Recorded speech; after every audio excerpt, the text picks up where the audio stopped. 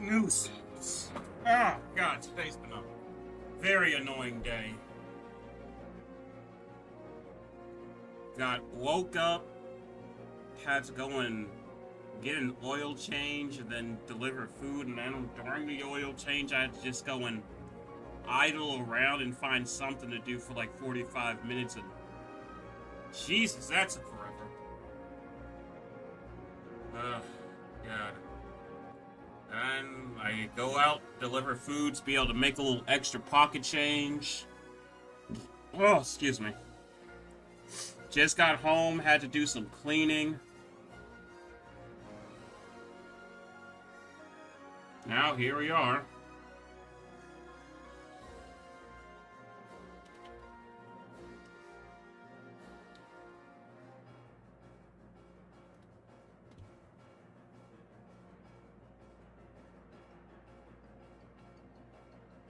Hmm.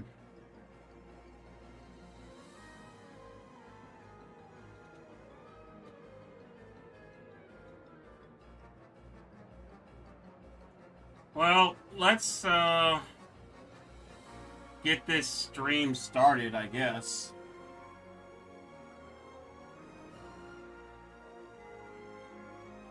So today, as I said before, we're going to be talking about, the battle system of Playmasters. Let me turn down the music, it's getting on my nerves. Let's see, what do I want to listen to while I describe it? I mean, I don't even know why I am describing it. I don't think any of you peasants would even understand it, or be able to even comprehend such a battle system. You all see, bullets go through, and then that's it. But you know, for me, I gotta make a battle system that's a little more complex. Make you think about your actions, you know. Make you really have to think a few steps ahead than just, like, you know, what you might think you have to do. Can I get that extended? Alright, there we go. I think it should be good. Did you fix Gamble? I did fix Gamble, but I'm not turning it on. I don't want chat literally bogged down by just people gambling. People's already told me to turn up the cooldown on gambling to like something like 3 or 5 minutes, because literally it's impossible to read chat with people just constantly gambling. And seriously, it is impossible to read chat with those other streams with people just constantly gambling. I can't tell when anything's happening other than just gambling. Oh, does that mean you have more than hit things till they die? Too complex for me. I mean, you do hit things until they die, yes, but you have to think about how you hit things to die, because if you just keep hitting it and you're not thinking about how you're hitting it, you might be the one on the losing end. So, let's get down to talking about it. How dare you call me such a word? Well, I'm just saying. You all seem like a little bit of, simpletons. Mother Ludenberg shall be mad. Don't worry. Starting next week, gambling will be back. But for the rest of this week, which is just literally today, we're not gambling today, because like I said, if I turn on gambling, every single time I look at the chat, it's just going to be gamble this, gamble this, gamble this, gamble this. I'm not going to be able to read chat. And I don't want chat to be just literally people gambling. That's going to get annoying. I mean, it's kind of annoying. But when gambling does come back, it's probably going to be put on a delay. More than likely, like a 3 or 5 minute delay per gamble. Which, excuse me, if you're watching the stream, how long the gamble delay is shouldn't matter. Don't worry, it will be back in the future. If you're here on Tuesday around 8 o'clock p.m. EST, you'll be able to gamble to your heart's content. But for now, no, we're not gambling. So, Playmasters gambling, wow, can't really talk right now. Battle system is a action RPG battle system.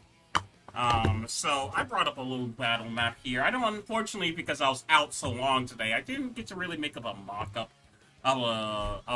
visuals for battle. But, you know, I'm going to walk you through what battle is. So, battle, like I said, battle is an action RPG system to where combat flows and changes on the fly.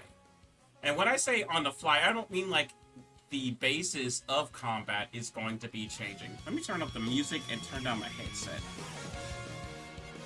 So, what do I mean by that? That sounds like a stupid description double. Well, yeah, it is, but let me give me a second to be able to describe it.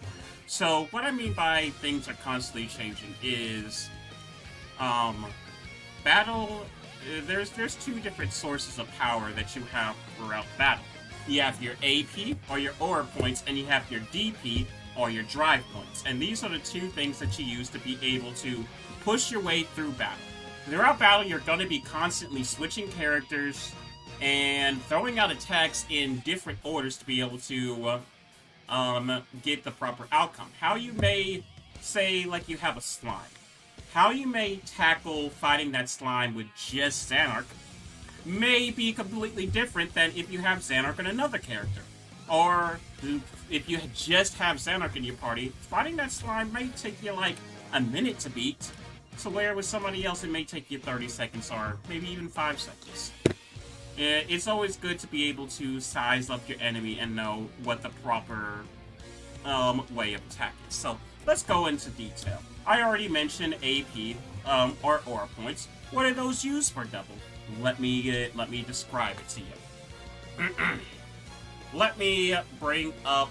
Let's see. What can I do to be able to bring up? I think I might have some tutorial pictures that I can go to and reference. Let's see. That might be able to give me a good place to be able to start with describing the battle system.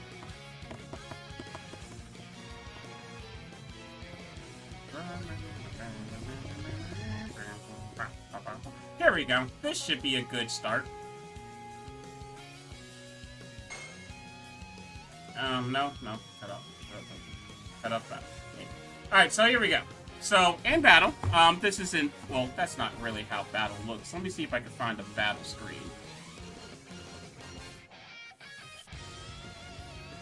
Nope. This looks like a battle screen. Alright, here we go. Here is a battle screen. Not completely, but I mean, like, it at least has some of the controls that you're able to use. Is this a better image of the battle system? Yeah, here we go. Here's a better image of the battle system. So, AP is your aura points. Aura points, or aura, is a symbolization of a person's spirit as well as their body. Every living person, being whether you be human, animal, creature, whatever, in the world Playmasters is made of aura. If you came from the planet, you are made of aura. And you can think of aura kind of like, I wouldn't say think of it like Ki from Dragon Ball or like Chakra from Naruto, because Chakra from Naruto is technically an alien concept, and Ki is like something that's kind of born within everything. You can think of it more as like magic in fairy tale. It's not exactly like it, but it's sort of like it. So where every person is made of aura. Every race that was native to the planet, so excluding aliens, was born from aura. And such, they have a connection to aura. They are made from aura and they have a connection to it. So you're able to call upon this aura in the form of aura points. Aura points is what fuels a person's physical attacks or their combo attacks. As you can see here, this is comboing magic, but combo attacks are physical attacks, as well as the fuel for magical attacks, skills, and whatever. So, how does it do that? Well, in terms of your physical attacks, or your basic attacks, it scales off of your current amount of aura. So you can think of aura in terms of that sort of like a stamina gauge. When you have peak aura, you're dealing maximum damage. In fact, you're dealing more than what you could be doing than your average damage scale. So having high amounts of aura means you're going to do more damage. So where if you have low amounts of aura, you'll deal no damage. So if you switch to a character, you bring out, say in this screenshot, you see Xanark has 100% AP. He has all of his AP back. You switch him out, he's gonna come out doing like 200s in damage. Like, he's gonna come out slicing, doing 200s of damage. But then once he gets to 0 AP, he's gonna be doing like maybe like 50s, 25s. He's not gonna be doing that much damage, which kind of brings it already to an interesting thing to where you have to really think about,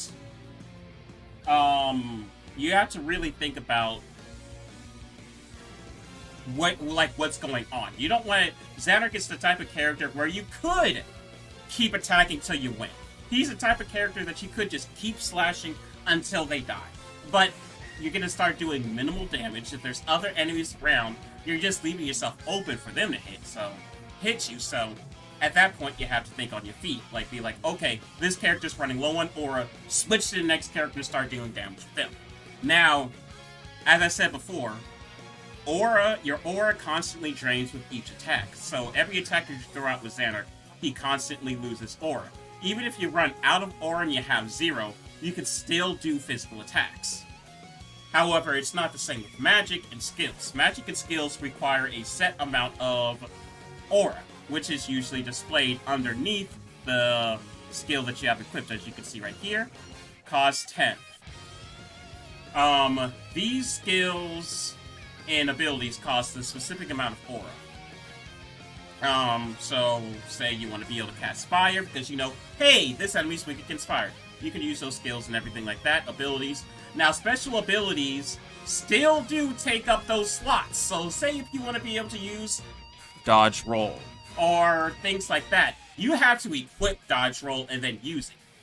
So Dodge Roll isn't just an ability that you have. You have to say, I need Dodge Roll for this fight. Equip Dodge Roll and you have it. Or there's other alternatives to Dodge Rolling and everything. And there is a block button, which is the reason why Dodge Roll is not a innate ability that everyone has.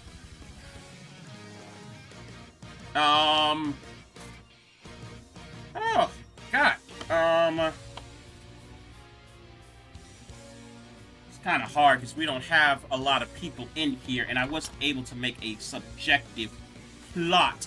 But let me describe, I described AP in its basicness. I'm going to describe Drive in its most basic sense.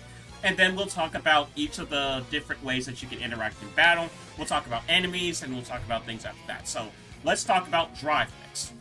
I'm sorry if I'm rambling, I'm sorry. I'm used to people asking me questions, but we don't have people asking questions this time. So, Drive, in this sense, is... And why are you giving me the hand if you don't want to be here? The name of the stream is literally right here. It's a game design stream, where I'm describing the battle system. I literally told you what we're going to be doing from the moment beforehand. Drive is going to be your modifier for being able to use special abilities. Primarily activating your Drive, which is a sort of like, I guess if you put it in a sense of like anime, it's like your ability to be able to go Super Saiyan. Or your ability to go like, say, Kaioken. Each character has specific drives that you're able to equip outside of battle. I'll get into more about what Drive does later in its own segment, but just know Aura modifies your attack, your basic attacks, and your magic, and Drive affects your skills and your ultimate attacks. That's all you need to know for now. So, let's talk about everything individually. Weapon attacks. Weapon attacks have different modifiers. If you've ever played a Kingdom Hearts game, what I'm about to describe is going to seem very simple and very straightforward. You have weapon modifiers. Are not really weapon modifiers, combo mods that you can equip outside of battle. So, each character has their basic 2 hits and then regular finisher. So, a 3-hit combo, basically, what you could say. And characters and every character has different modifiers. You have your starter modifier, your combo modifier, your finisher, and your ability modifier. So let's describe what they all are. Your starter modifier is the move that you start your combo off with. you have a lot of choices for that for each character. And usually your combo modifier or your combo starter is also going to dictate which weapon they use for their starter. So, for example, if you take Eris, for example,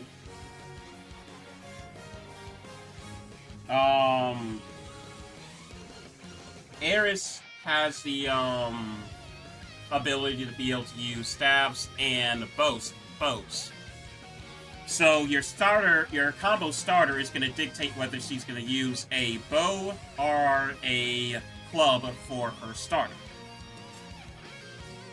Your combo mod is going to dictate what's going to change during the combo. And you can equip multiple of these per character. So if you want to say, I want an extra attack, you can add an extra attack. If you want it to be fire-based, you can make your attacks fire-based. If you want your attacks to have a special ability that you can equip for the middle of a combo, you equip it there. Like I said, very simple, very Kingdom Hearts. Combo finishers, these are your finishers to your combos. Should be pretty straightforward to understand. You perform your combo, your final attack is a special finisher. Deals different effects depending on what you equip.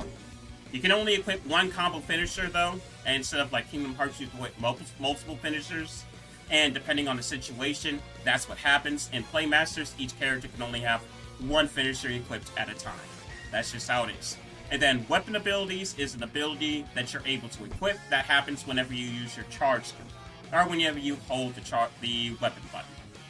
Easy to understand. Basically, press Z to win. From that description, you can basically get press Z to win. You press Z multiple times, and you're going to be throwing out combos. You hold Z, you throw out a finisher, and you're able to manipulate what those combos are. With every single hit that you do, you drain AP. So you're losing AP. But however, conversely, you also gain drive, which is very important for what I can describing what drive does. Moving on to then your skills. Skills encompass your magic, and your techniques. Magic is exactly what you would think. I don't really think I need to describe what magic is. The only thing is to describe the different schools of magic. And the different skills of magic will apply to the different characters that use them. For example, some characters use battle magic, some characters use casting magic. And they have different properties. Battle magic does not have a cast time. Battle magic happens immediately. Whereas casting magic has a charge time to be able to cast the spell. And different characters have their different ways of going on about these. For example, Xanark, and he has battle skills. He has some casting magic, but he has mostly battle magic. So most of his happens instantaneous, and for him specifically, is fairly quick. Whereas somebody like, say, Tetra, who also has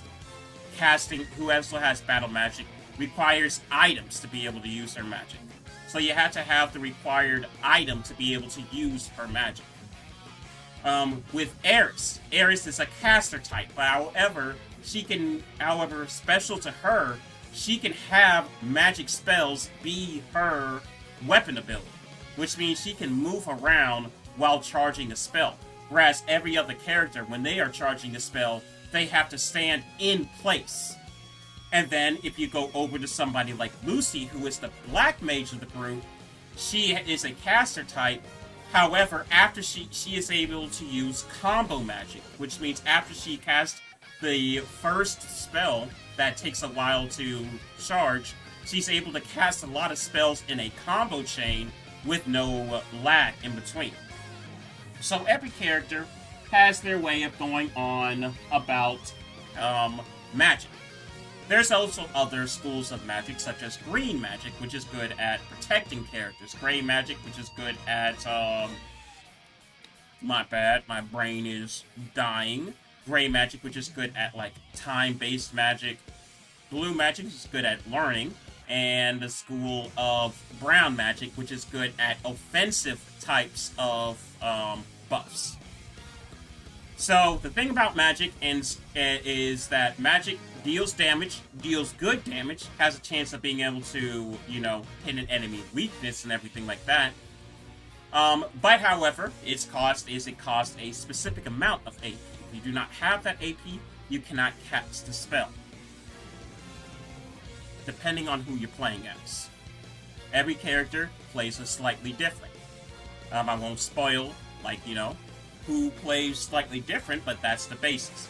However, the big thing about magic is while it can do a lot of damage, even at times outpacing a max aura physical attacks, they don't increase drive at all. So if you need drive, if you need that drive maxed out in this fight, you know that maybe you should pull back on magical spells, throw out physical attacks to get that drive gauge full. And then when you get that drive gauge full, shift over and just start blasting them with spells and dealing damage. You know, you have to have a back and forth. TP is no longer a thing, so ignore that. Where you see TP is where you can see drive. Now, let me just... Oh, yeah. Let me describe drive now, because that's gonna go into, techniques like I described before. Drive is the embodiment of someone's will to fight. So, having high drive means you have a higher will to fight. And you'll see the great effects of those in battle. So, with every physical attack that you do, you increase drive. Of course, cool. Yay, yay, yay, that's good. Every individual character has their individual drive gauge. And while you are not filling the drive gauge is slowly depleting. The only time that the drive gauge is not depleting is when you max out the drive gauge, and then in which it will stay full until you decide what to do with the drive gauge. Drive can be used in a multitude of ways. Really, and by a multitude, I mean only two. One, you can use your drive gauge to be able to fuel techniques. These techniques can be switch attacks, which could be an attack that you activate when you switch characters. So, for example, say you're low on HP, you're low on party HP, and you need a heal. And you know that Eris's drive gauge is full. You could switch to her and have her cast a party-wide hero spell immediately with no charge needed. If it's equipped as her switch attack. So these, and there's other, techniques. I'm sorry. Like I said, I didn't get a chance to be able to prepare for the stream at all. I literally had to get home and then just get live. Like, immediately just, like, get home and get live. Oh, I'm sorry. I didn't see, like, their question because, like, chat is full of things. Are you against people streaming your game? No. Once the game comes out, I don't care who streams it once the game is out. I mean, as long as you, like, make sure to say game was made by DNL Studio, which is going to be, like, on the intro splash screen, I really don't care. I hope people stream my game, in fact.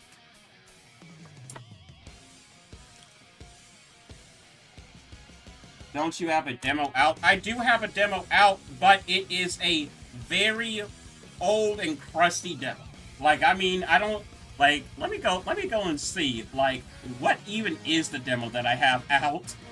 That demo is not reflective of what the game is to be. That was just an old thing that I put out back when, the game was gonna be in the way that it was. When is money going to be reset? Literally tomorrow. Money gets reset tomorrow, and all commands are going to turn off until I'm ready to start the tournament that I was talking about before. Actually, looking at it, I think that the demo might be sort of reflective of the game. Let me download it.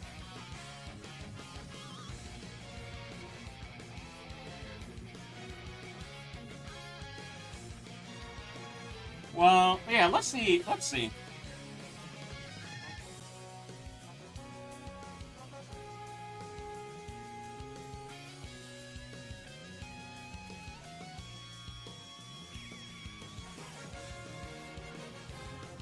Who knows? I might just keep it all. So yeah, I don't mind people streaming. God, I wish I had I like made something before the stream, but like I said, I literally had no time today. But let me calm down. Let me calm down, and like once I calm down, I'll be able to describe the system of Playmasters. Okay. So Playmasters, like I said, is a action RPG. You have your aura points and your drive points. You're able to use your aura points to be able to modify your attacks. The more aura points you have, the stronger your attacks is. The less you have, the weaker your attacks are. You have your skills. Your skills require aura to use. If you don't have enough aura, you can't use a skill. Everything like that. Typically, skills are more versatile than physical attacks. They can exploit enemy weaknesses, get you out of rough spots, heal the party, provide buffs, everything like that. You have different things from like cheerleader, being able to cheer the party on, give buffs, healers being able to cast spells to heal everyone, and like I said, every character acts different. No two characters act different. You can take the two strongest physical damage dealers, Xanark and Tetra. They act completely different. Xanark is more of an on-rush, stun the enemy, deal a lot of damage type of person, but once he runs out of aura, he's basically useless. He can't cast spell. You cannot cast spells. His physical attacks are doing weak attacks to where even the healer can deal more physical damage than him. But while he has aura, he is very useful. Compared to Tetra, who is a rage type physical attacker, who goes in dealing a bunch of physical attacks like boom, boom, boom, dealing a lot of damage, and then even when she runs out of aura, she's still very useful because her magic attacks don't rely on aura, her magic attacks rely on items. So as long as you have the item required for her to perform the magic attack, she can still perform magic attacks, making it to where she can outperform Xanark. But the thing that makes it to where maybe you want to use Xanark more than her is that she uses blunt attacks and Xanark uses slashing attacks. And Xanark is typically more faster than her and has a more varied moveset. Plus, he has more attacks that is more based on range. So every character acts differently. And it kind of comes to a point where you have to think about, who am I going to take to battle? Who am I not? And here's the reason why you want to think about who you take to battle. There are a few systems to make you have to pre-plan before you go into battle. I already talked about choosing your skills, choosing what you take into battle with you. You also have to choose which items you have to take into battle with you. Every character that you can basically equip items onto that character before you go into battle. So if you play Kingdom Hearts, it's once again very simple and easy to understand. You know, in Kingdom Hearts, you have to equip your items onto Sora, Donald, Goofy, whoever your party members are.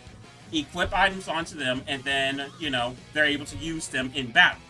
When you're in battle, you can't change items out and everything like that. Same basic premise. Who gave this video 2 dislikes? Probably the people who are mad that I won't let them gamble. And like, it's like already shows that it's a good idea that I'm not letting people gamble. Considering I can considering the fact that I don't even know if Zeke answered. Like, are like some people, I can't even see like what they say.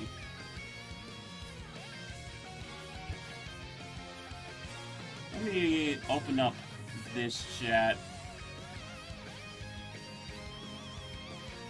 Like, I don't know. I'm just being proved even more that I might need to I had to run away for a second. What was your question? No, I thought that you asked me a question. Or if you had a question or had something to follow up on about the streaming my game. I couldn't see. Let me change the song.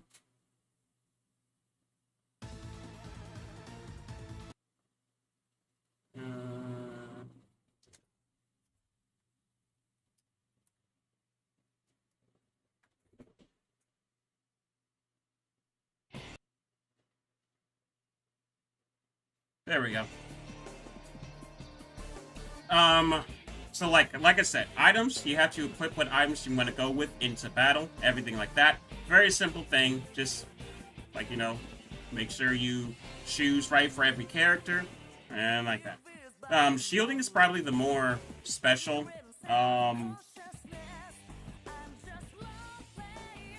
Don't chat bots have the ability to hide commands? Yes, typically they do. But for some reason, I'm unable to find that command for my bot. Just checking that you have... Yeah, the demo is out, but I'm not sure how much it reflects the current... what I currently have for Playmasters.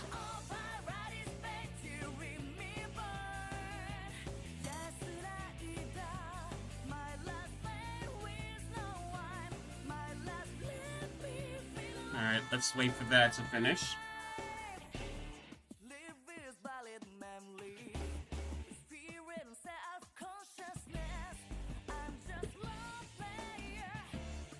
You're going through like 5 different combats. It's just, for some reason, my brain is so jumbled that I can't talk. Like, because like my brain is on 5 different things right now. Maybe tonight might not be the best time to talk about the battle design for Playmasters, because I don't think I would be able to do a good job talking about it right now. I mean, I'm already not doing a good job talking about it because of just how jumbled my brain is. But let's just say, I think that it might be better if instead of describing it, I made comparisons. So let's just say that Playmasters battle design is going to be somewhere along a mesh between Kingdom Hearts and Legend of Zelda. That's what I've said before, and I'm just going to say it again. It is sort of like a mesh between Kingdom Hearts and Legend of Zelda. How so? You have like the core battle design of Kingdom Hearts meshed with the sort of, what's the word I'm looking for? Tool-assisted assets of Legend of Zelda. So where you'll be going in, performing combos, magic, everything like that, in terms of like, you know, Kingdom Hearts, Final Fantasy, everything like that, you may find yourself having to get around the battlefield in a ways of maybe using a hook shot, using something akin to a bomb, everything like that. And knowing how to affect the battlefield. Sort of, kind of, I don't know if, I think that some Legend of Zelda games have, like, things to where you can affect the battlefield with different things that you do. But, I mean, like, you know, like, as you can see here, you could use a thunder spell to shock the water, and anything standing in the water is going to get shocked and paralyzed. Things like that.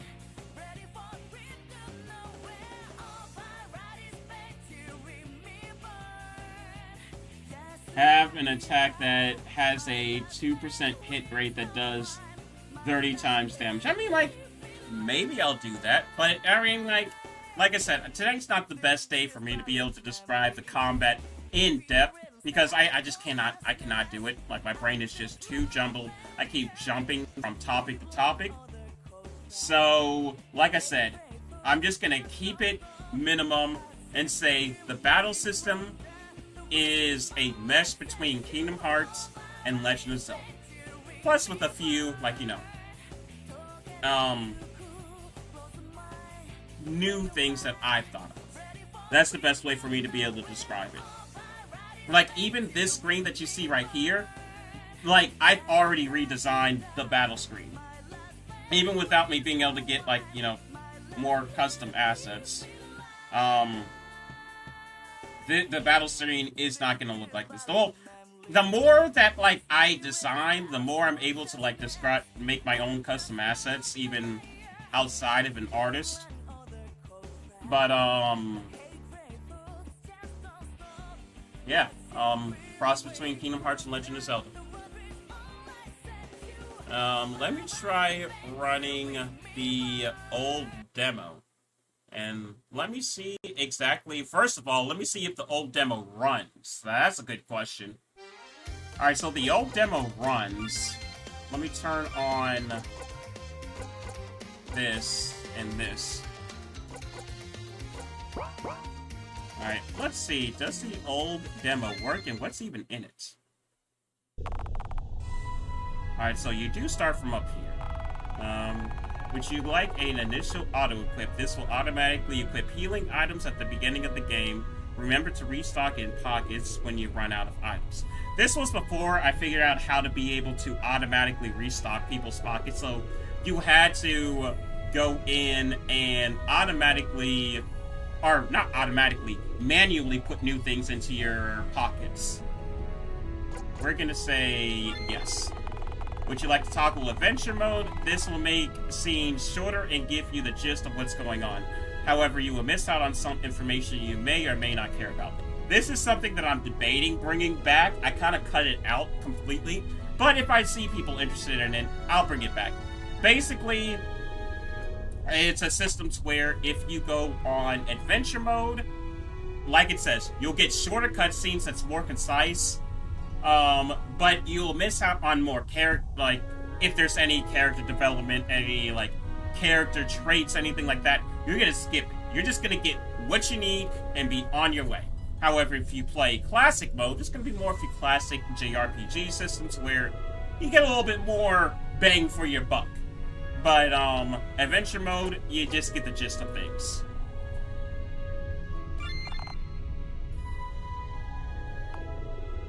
Okay, so you start from here.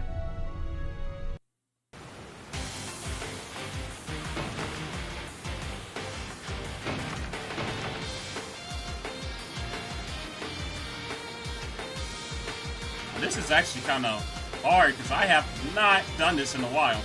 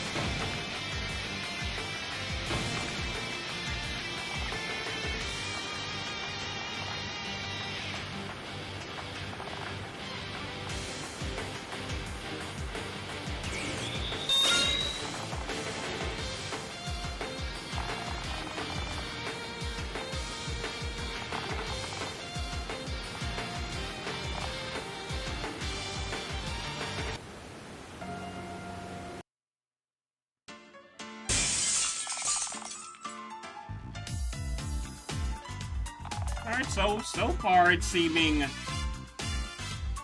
Personally, I offer a cutscene, skip, not to rewrite. Yeah, that's also something new, because finally, somebody is offering to help.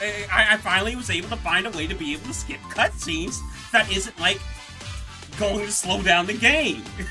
Because the old thing, I used to have a cutscene skip option in, but it slowed down the game to a incredible, like, rate. So I had to cut it out.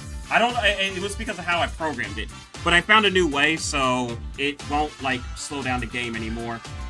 Sup, Nini? I can't stay, but I wanted to stop by and say hi. Oh, well, thank you for coming by, Nini.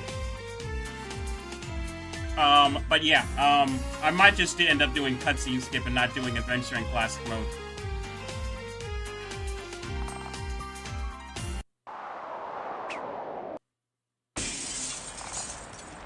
Okay, that hurt.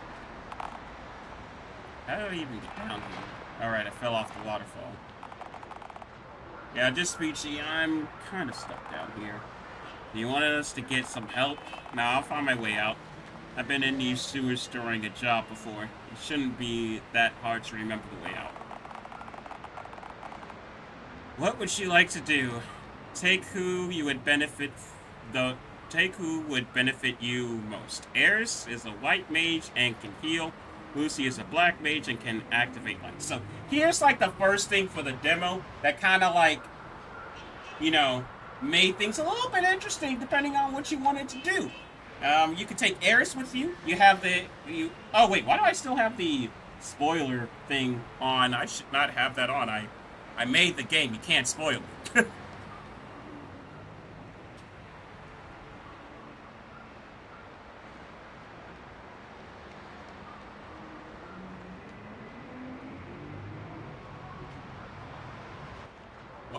I turned it off, and then it just turns itself back on. There we go. Alright, so the interesting thing about this choice is not only do you get a choice in free assets, not really. You're only really gonna...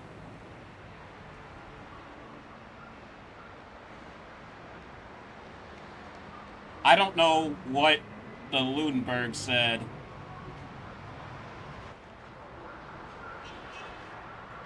I cannot translate that. But here you get the choice between taking Eris and Lucy with you. You get, depending who you choose, you get multiple things. Like, you get the choice of who's going to be your party member. Like, whether you want a white mage or a black mage. You know, heals are more damage.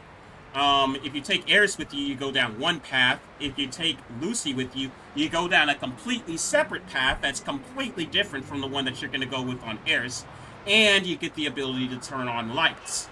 If you don't take Lucy with you, you can't turn on lights. So you get that choice of, oh, who do I want to take? Do I want to be able to turn on lights, or do I not want to be able to turn on lights? You know, it's your call. I might check this demo out later on. Okay, well, be warned, be forewarned. This demo might glitch out on you. Like, I cannot remember how many glitches was. I don't know if it was glitchy when I put this demo out. It may have, it may not have. I'm just saying, if you play it on stream, be forewarned. I cannot tell you what's gonna happen. I am a very staunch perfectionist. That's why there's not many demos out for this game. And then when I even put them out, I hate myself for them. Isn't that the fun part of it? That is true. Although, if you do find a glitch, please do tell me. Hey, Double, did you know Xanark dies at the end? Oh, yes, he does. But, for the purposes of this demo, we are gonna be going with Lucy, so I can turn on lights. Let's meet at the lift. Alright, so, as you can see, you get, like, little blurbs on the top of the screen, everything like this. And everything like that. You get the pause screen right here. This is the pause screen, so if you don't have access to the menu, you can't open the menu. Everything like that. Alright, so, this is, from what I can tell, this is going to be pretty close to the same battle system. It's just not going to be the same battle system. It's close, but, it's going to be, like, a little step behind. So, as you can see there, you can use V to jump. Just like that. Interacting with the environment. Certain terrain can be interacted with certain characters. If Lucy is in your party, you can hold Z at these terminals to turn on the lights.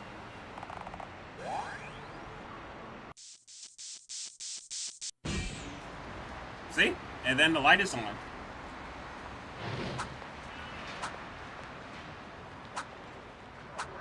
Although, I think that the lights are already on in the first place, because that's kind of bright. Like, I'm just gonna be honest with you, that's kind of bright for no lights.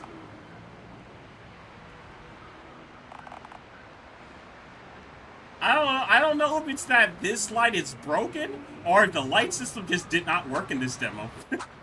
Alright, so this is the crystal that lets you be able to do battle tutorials. Maybe this is going to be a better way to be able to describe the battle system than my mouth. First, try moving around the battlefield.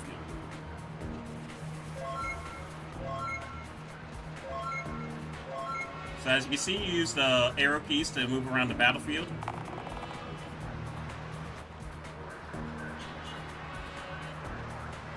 You cruise C to attack. Maybe my own game can be better at describing my game than me. Look, you see how you lost AP when you attacked? AP, or aura points, is the resource used for most weapon abilities and skills. Try attacking until your AP is depleted and see what happens.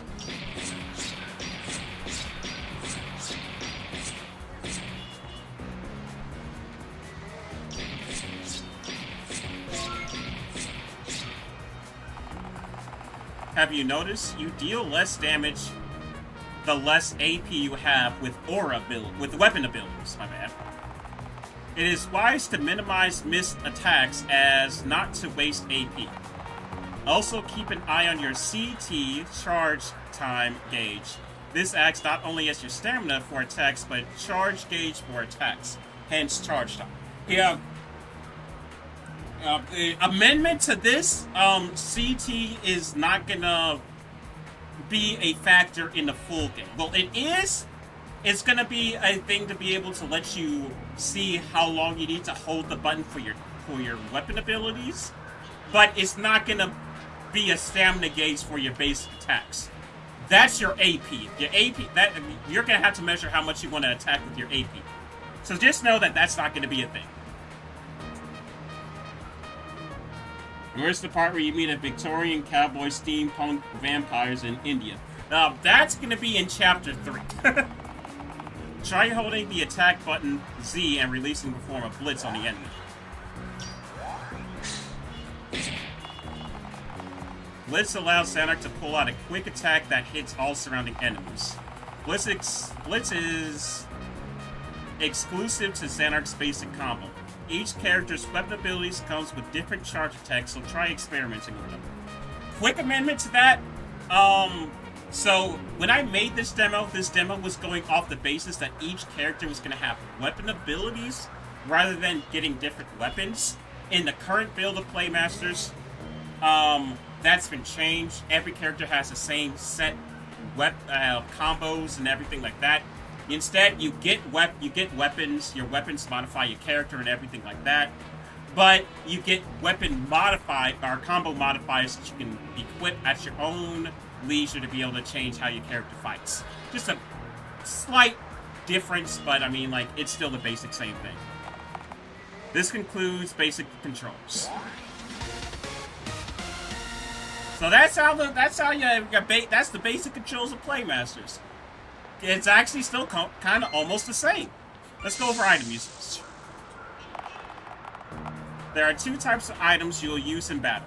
Consumable items and battle items. Consumable items are items that either heal, restore AP or TP, or gives buffs, removes buffs.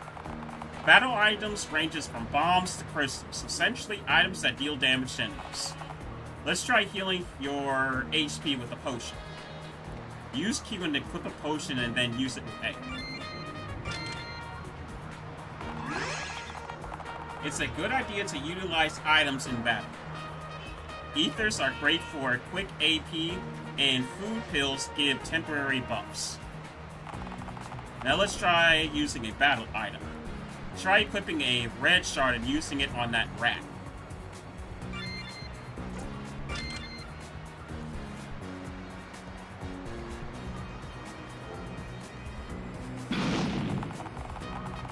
Battle items are really useful. They aren't dependent on a user's stats and don't require AP, so they are good for dealing free base damage. This concludes the item usage tutorial. Very easy tutorial, very easy to understand. So as you can see, I may have, like, made it sound a little bit more complicated than it is. It's a very easy to understand battle system. Got any tips for me before I start my game? Give a serious answer and a joke answer.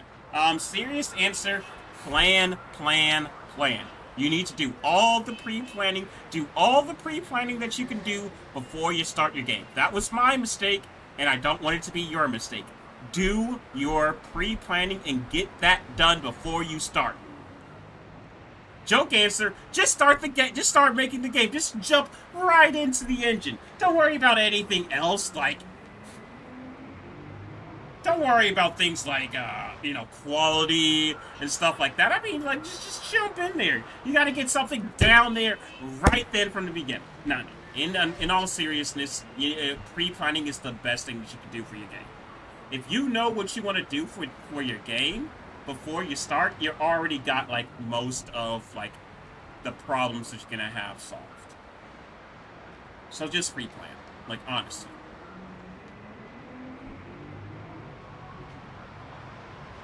Alright, let's do the next tutorial. AP usage and weaknesses. Ooh, spicy. Skills are a really great asset to use in battle. It may be tempting to use all your AP in physical attacks. Let's test that. Attack the slime. As you can see, you aren't doing that much damage to this slime. That's because slimes are resistant to physical damage. If you want to defeat slimes faster, try elemental attacks. Equip Fire Slash with W and use it on the slimes test. Now, another amendment! Because this has changed drastically with, within the new build of Playmasters. You don't equip skills by pressing W and going to this menu anymore. No, you now pre-equip your abilities before battle, and you switch between them with the 1 through 9 keys. And you can only equip like a certain amount of abilities. Not the flan. Never the flan. This slime took way more damage from this. Certain enemies have weaknesses to certain elements, weapon types, and abilities. It's always good to try and find out find out an enemy's weakness. Slashing away can only get you so far. Keep in mind, both skills and attacks take AP to use. Skills require a certain amount of AP to use, and attacks lose power with AP. You must utilize your AP quickly and resourcefully to do the best in combat. That's how I was trying to describe it, but I couldn't describe it. The skills require a certain amount of AP, attacks lose power with less AP. So you have to balance the two. Default slime. Like I said, I don't have an artist yet. And I have the money. I could buy art packs. I wouldn't mind buying art packs, and if I don't find an artist, I'm probably gonna buy art packs for literally everything. I'm probably gonna buy art packs for the tile sets, and for the enemies, and for the sprites, and everything. But I'm kind of waiting to see if I can,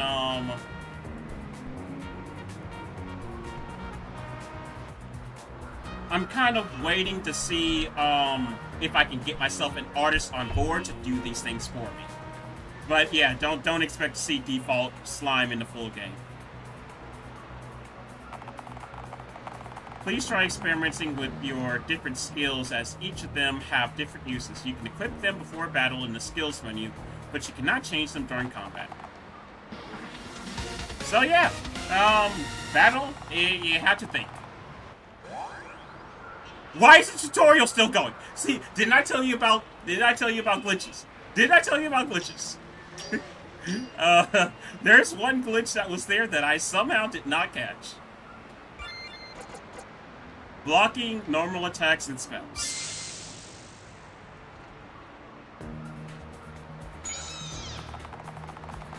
You need to make sure you block when the enemy attacks. For now, there is a timer to help you, so block when the timer hits zero. Let's try this again. Okay, so that was another glitch. Why did the tutorial start halfway through the tutorial? Or, like, during the action phase of the tutorial? I don't know. Like I said, there's glitches that I just don't understand. Yeah, shameless plug. Don't think I can see that. Yeah, no, it's fine. It's fine. That's the reason why you have a command. Alright, so with enemies, you're able to block enemy attacks. Guarding drains AP, but you'll see that. Or maybe it doesn't. There you go. Now let's try blocking an enemy that moves around. Try and block the enemy's attacks. Try and block the rat for 10 seconds and don't get hit.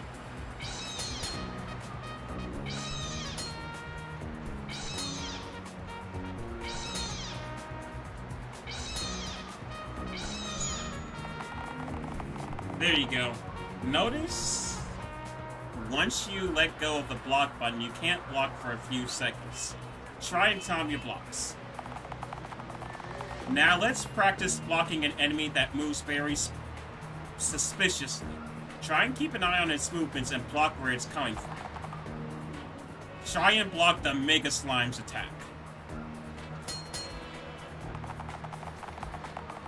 There you go. Notice once you let go of the block... Okay, I don't know why it said that again. But the thing about that slime was it jumps over you. So the first attack is in front of you. But then it throws out another attack excuse me, behind you. So you need to be able to block in behind you as well. So it'll be able to turn around halfway through the block. This is the last type of blocking we'll practice. Blocking targeting spells. Blocking spells is quite easy. Blocking spells is quite easy. Block in the direction of the spell. Blocking target spells is much the same, except you must block in the direction of the caster. So when you're getting hit by a targeting spell, you have to block in the target of the. God, can I talk? You have to block in the direction of the caster.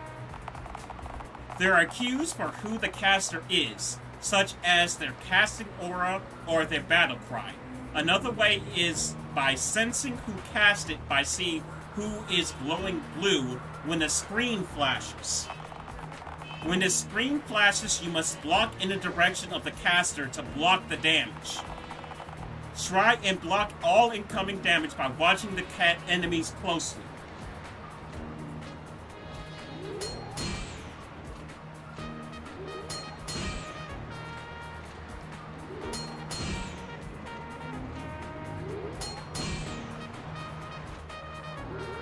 Down!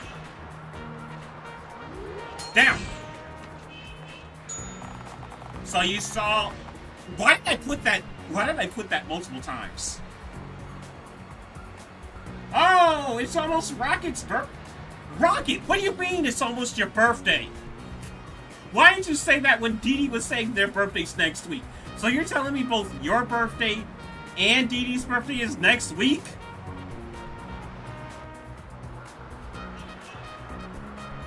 Not even next week. Your birthday's tomorrow? Yeah, exactly. Happy birth, man. In conclusion, pay attention to enemies so you can block their attacks and try minimizing your AP loss from blocking. I didn't lose any AP from blocking, so I don't know if it's that in this demo you didn't lose AP from blocking, or if it's just glitched out right now. I don't know, but that's what's supposed to happen.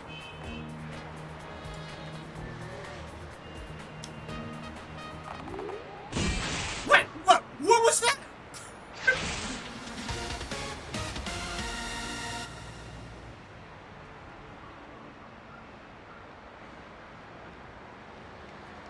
Actually, I don't even know what I was talking about there. I can block and unblock like instantly, so I don't know what I was talking about there. But in the full game, the way that it works is characters that don't have shields cost AP to block.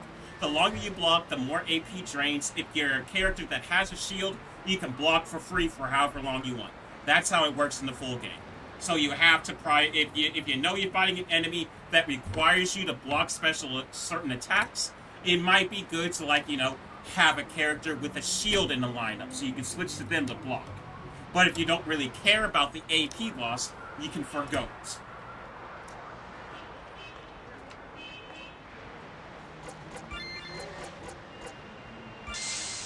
Alright, I don't know how this tutorial goes. This tutorial might be broken. In combat, you only fight with one party member at a time. Unless you are struck with certain status elements, you can switch between them at any time. Press E to switch to your second party member. Nice. Switching party members is advantageous when your current party member needs to rest. While in reserve, allies will slowly gain back AP. This concludes the party fighting tutorial. As you can see, very short tutorial. Extremely short tutorial.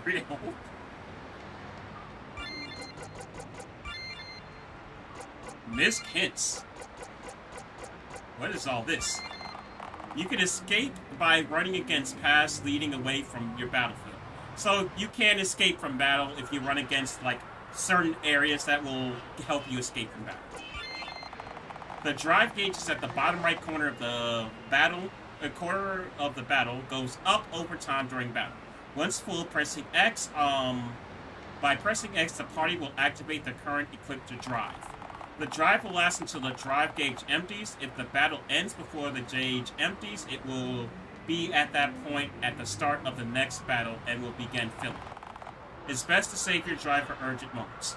Drive? It's best to describe Drive, if I was to give it any sort of comparison to anything else, you could say it is a combination of the limit gauge in Final Fantasy, to where you can perform a special attack once the drive gauge is full, and the drive gauge in Kingdom Hearts, to where once you activate drive, you go into a special mode to where you have all these different powers and abilities, except it's less new powers and abilities and more just to get buffed.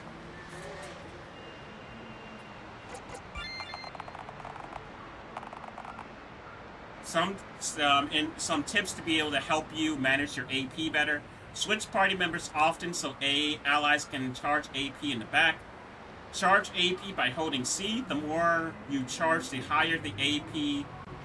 The more you charge at higher AP, the higher chance of getting exhausted is. Use ethers to quickly refill AP. Try using skills more. They deal more damage against weaker enemies, but have a specific AP cost and burns faster than physical attacks. Learn when it's best to go from attack mode to defense mode and build up AP. I'm not going to go through the rest because, like I said, the rest is not relevant anymore. So let's just play the demo. Let's just play the demo and see how things went.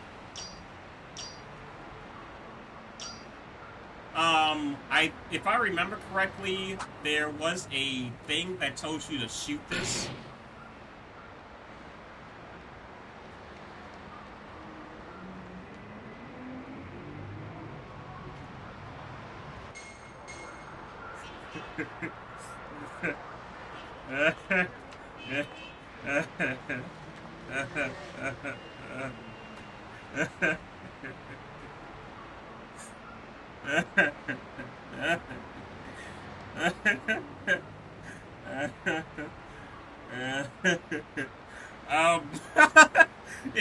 This is a soft lock.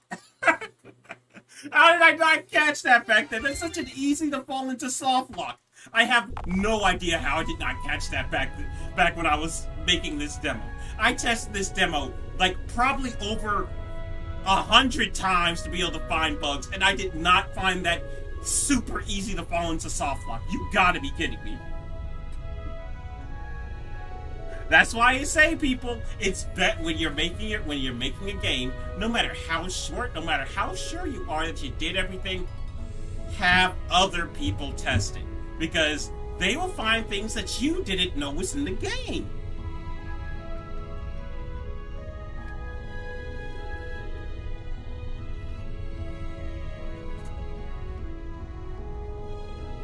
I don't believe you. Alright, let's just, alright, I have to do this again.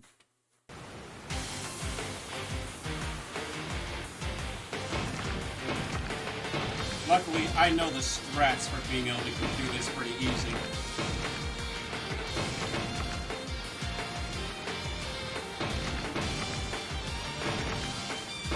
Well, actually, no, I can't use those strats. I can't use those strats in the current build, but I mean, like, I know how to get through this one pretty quickly. Yeah, I didn't fix this bug in this version. Although, since I couldn't figure out the answer to the bug, you do get like a little bonus for the more health that you have once you land. But there, I just wanted to get to the bottom as fast as I could.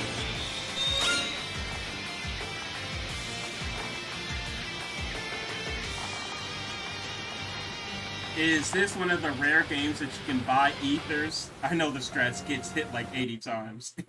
Literally. Oh, I know the strat. Just get hit by everything. I mean, like, yeah, you can buy ethers in this game. Ethers are a purchasable item, yes.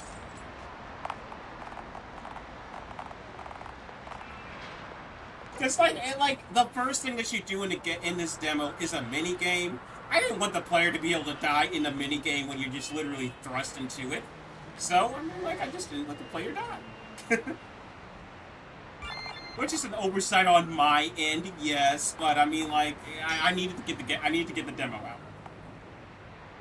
Alright, so this time, hopefully I won't get soft locked again. I know how to play the demo, so I'll just avoid things that could get me soft locked. So, when you interact with this one, it tells you, hey, you can shoot map projectiles. You can shoot a blast on the map with C to interact with different things.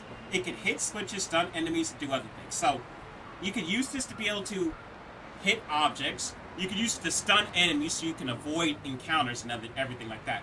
So this is what you were supposed to do. You were supposed to stand here and shoot the projectile.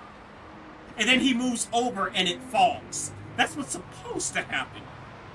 For some reason, in my infinite brain of knowledge, when I was making this demo, I did not think about the fact that the player might go right here and then blast it from up here. That's just my problem. Trick shot. You can launch yourself off certain objects with the trick shot by pressing the A button to use it while equipped and jumping while it's pulling you in. And then you can see the button input is press A while it is equipped to activate it, and then press V to get a successful trick shot while it is pulling you in.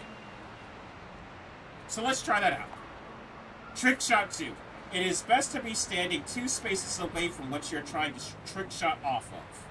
And it just shows you again, this is what a successful trick shot looks like. So, actually no, this is actually a mistake. This changing items is the exact same thing. Changing skills is a completely different button though, because you don't change skills like that. You can change items from in and out of combat with Q. That is also an important thing that I have to put in. Unfortunately, it was a tutorial dump, but it was a tutorial dump that was needed. So, we go here, equip the trick shot, and then if you press A, it just, like you see, just sucks you over. But if you trick shot, it slingshots you over. So all you see, just after you get grabbed, you just press B and you trick shot. And it's not even a very hard, input, it's not a real hard to get input to where it's a specific frame. Like you see right now, I'm doing it very constantly. So yeah, this is the trick shot. It also acts as a hook shot if you ever need a hook shot. But if you need to fling yourself over great distances, the trick shot will get you there. Pick yourselves up a battery core. So yeah, that light doesn't turn on, so yeah, it doesn't work. Yeah, it doesn't work. Interacting 2. Certain things can be interacted with by equipping and using an item. So here, it tells you that, hey, this thing right here, try equipping the battery core and using it on the terminal. So you see here, I can't activate the terminal. Please don't tell me I can jump over the door. Please don't tell me I can jump over the door. Please don't tell me I can jump over the door. Okay, I can't jump over the door. I was actually...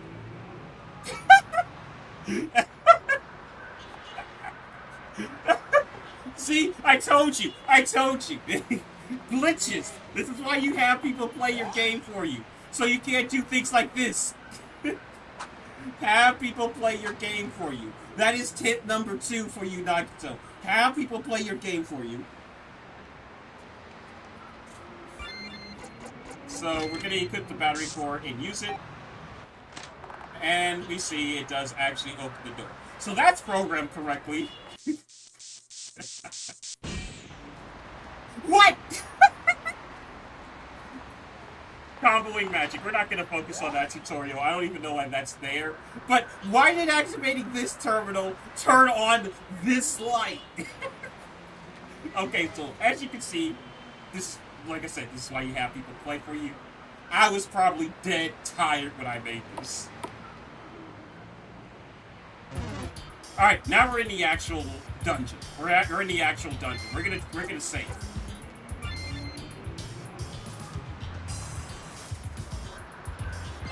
You can't jump over the door, but you can jump past the roof. Exactly. That's why I say you have to have people play your game for you. We got a battery core. Alright, so how you go through this dungeon is fairly open. There is multiple pathways. I don't want to fight that enemy. Stun that bat right where I needed to walk. Perfect. Thank you. Okay, so I am going to... I'm going to try and trick shot off of that. I don't have the battery equipped. No, I need the trick shot. Alright, so I'm going to... There we go. Okay, I might have to fight that slime. Woo! Get out of here! Get out of here! Alright, so that light works.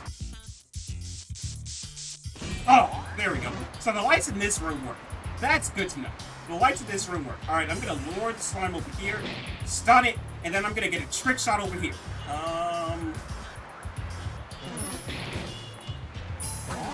There we go! Run, run, run, run, run, run, run. And I got into a battle. Whoa! Oh no, a mega slimes in this fight! You gotta be kidding me! Ow!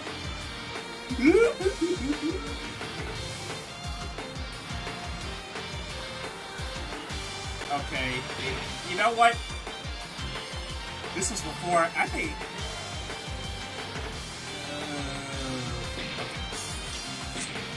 Let me get ready to scrap. And let me honestly actually switch over to if I can manage my brain to do it. Because my brain is still loosey-goosey right now. Get her fireball.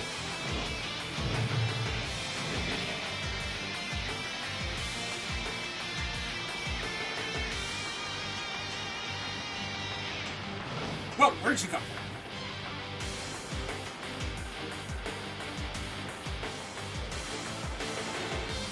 He's gonna come. Oh yeah, he's definitely gonna come. Xanark's back at max.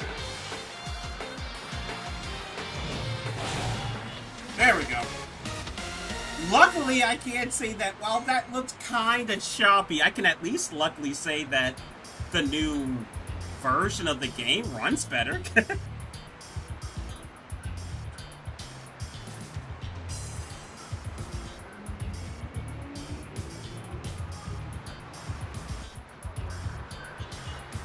Did I just saw the slime go through the wall? The slime didn't go through the wall. It's just that the layering in that battle map wasn't done properly when I made this. So it looks like he's going over it, but it's supposed to be like, there's like the little pillars and he's going behind it. So it kind of looks weird.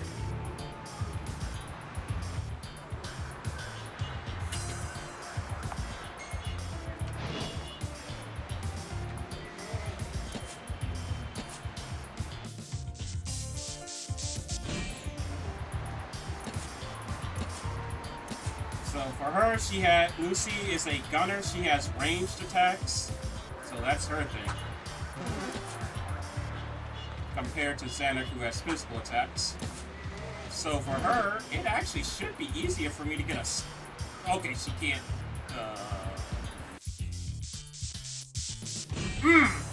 Get that battery charger.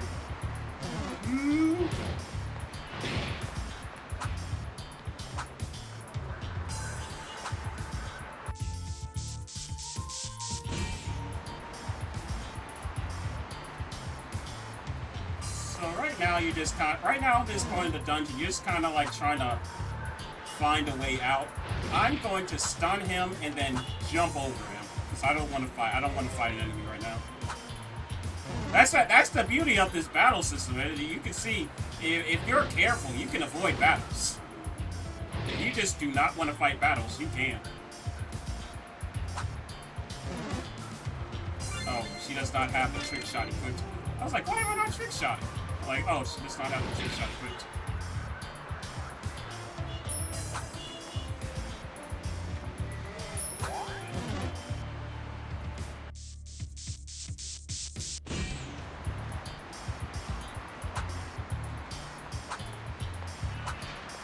This battery charger, okay. Then I use a Well, actually, yeah, I just jump over it. I could have blasted it, but I just jumped over it. Alright, so this is going to need a trick shot.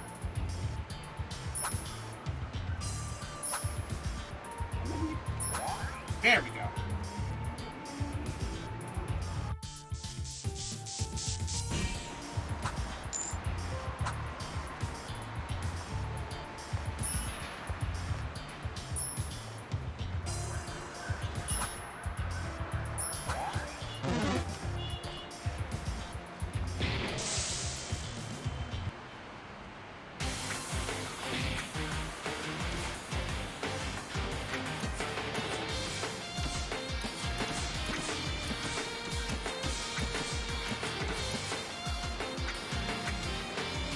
God, battle code is so clearly optimized back there.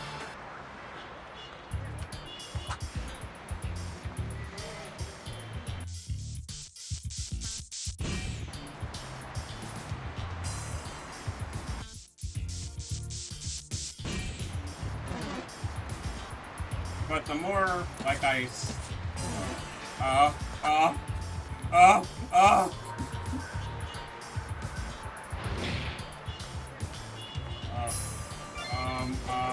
Batteries.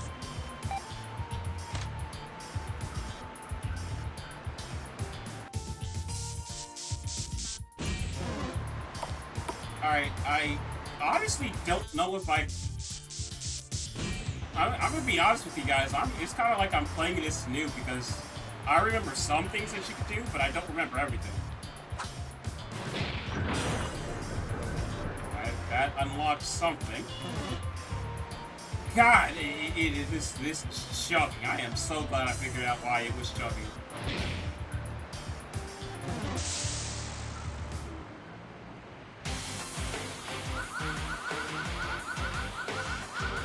Yeah, I'm just gonna escape because I don't want to do battle in this version. The battle was chugging. The basis of the battle system was made on literally a brick of a computer. Zeke remembers the brick of a computer I was using to make when I started making Playmasters.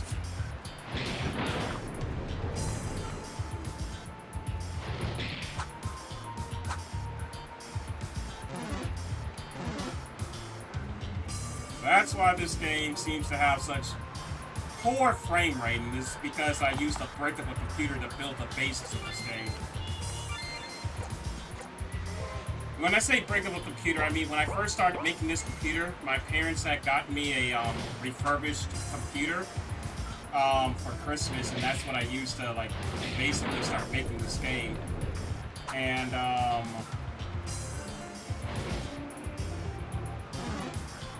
that's basically what's getting me through making this game. Can't go there yet.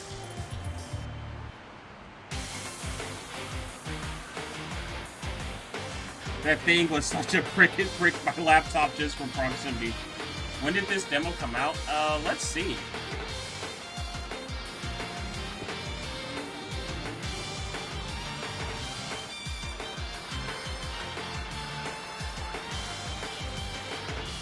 This demo came out sometime in 2018, 2017. So more likely sometime during 2018.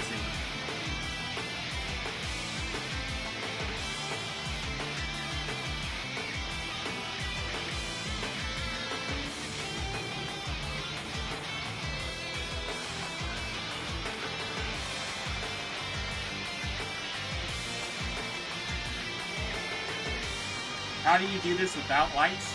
Well, well, I have the added benefit of making the game, so I know where everything is. But outside of that, in terms of a player, you have, like, you know, your proximity light around you, and you are able to turn on lights as you go. So if you have Lucy in your party, you're going to be able to turn on lights and everything to be able to help you see. However, if you have Lou Eris in your party, you can't turn on lights. So you're stuck in the dark. So obviously, me as the designer thought around that. And you go through a completely different part of the dungeon because of the fact that you can't see.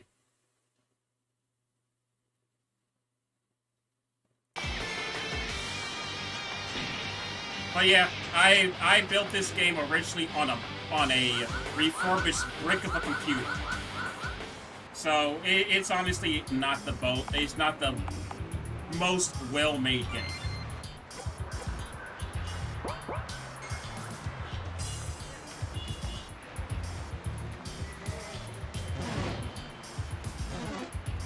Why is she not jumping? Oh, I'm pressing the wrong button.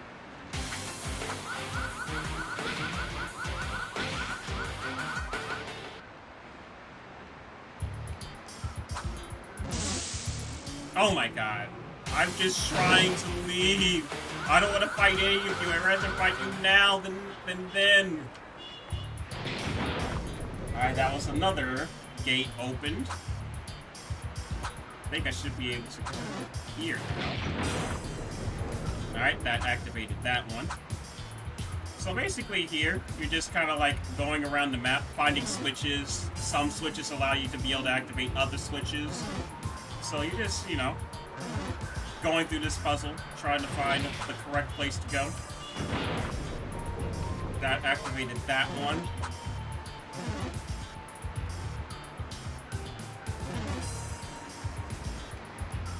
God, I am so happy that it is not this choppy anymore. I think that I'm gonna be going over this way now.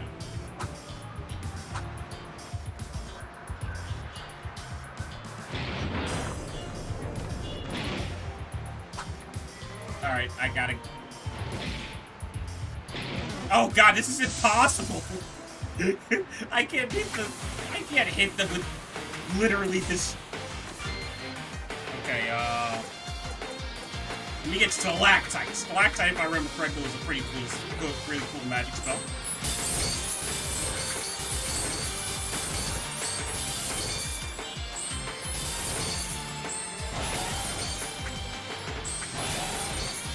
There we go.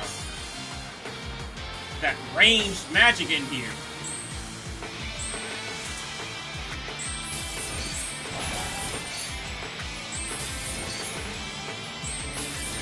Alright, she's out of magic. Get Xanark. I'm like, oh, she's out of magic. Bring out Xanark. Okay. He should be gone for a while now. Oh, got it. Nice. Wait a second. Wait a second. Did I just see what I thought I saw? You gotta be kidding me. You know what? Rats, come here. Oh, I would activate drop if he wasn't rats. Get in here. I need you to throw out some ice. There we go.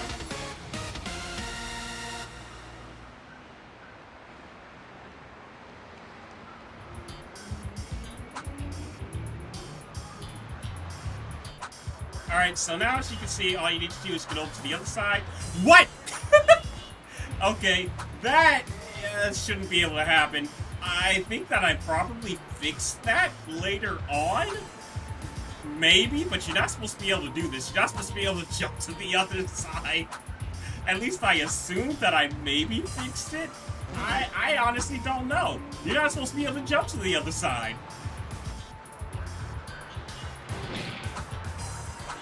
Oh god, now since the bat's there wasting time, I have to actually wait for him to leave. Oh my god, leave me alone! What is your range? I'm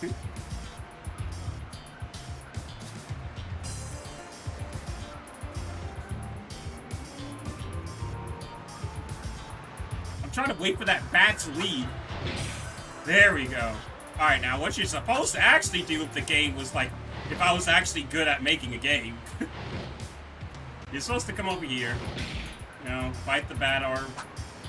Well, if you fought the bat, he wouldn't be here. Pick up the pipe! Now this is the hard part. Oh my god. Bat, I really do not want to... I really do not want to deal with the bat. Oh my god, I can't even put the stupid piece of pipe down. I can jump over. Oh, I can't put the pipe down. Oh, let's go there. You know what? Let's go. You want? Oh. No, you gotta be kidding me. You gotta be kidding me. This is a soft lock because I didn't kill the bat. Because I didn't kill the bat is standing right there, taking up real estate. And for some reason, I remember why I did everything now. It's all coming back to me. I made it to where you couldn't pause the game because pausing the game glitched out picking up the pipe. So I made it to where you couldn't pick up the pipe.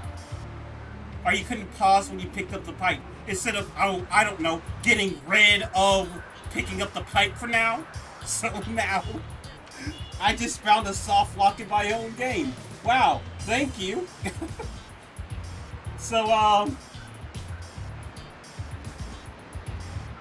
is there any XP farms? There is no XP farms in Playmasters because Playmasters is a game built to where you can play through the whole game from start to finish and not need to grind. That was my biggest desire for Playmasters, is to build a RPG where you didn't need to grind. You could just play through the game straight, and if you want to take the time to grind a little bit, there are options to grind, but it's frankly unnecessary. Just let me drop this thing. There sort of has to be something I could do to drop this thing.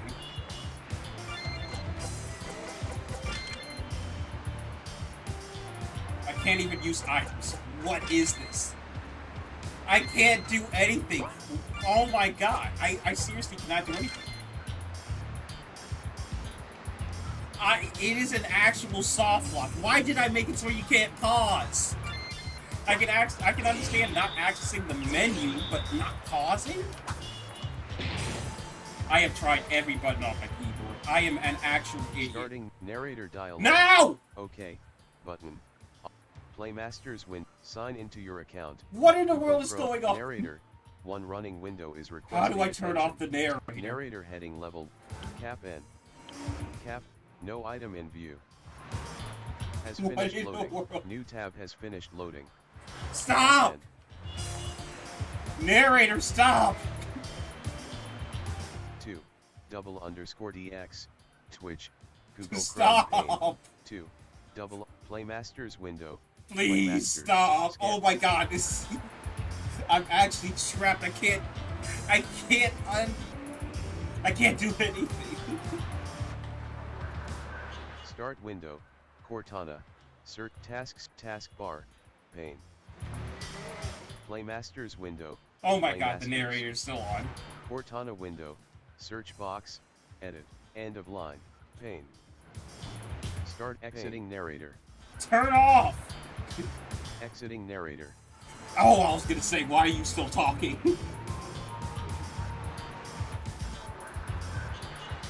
Shit, maybe it's possible to drop it at least. Well, I mean, the only way I'm gonna drop it is if I stop playing the demo.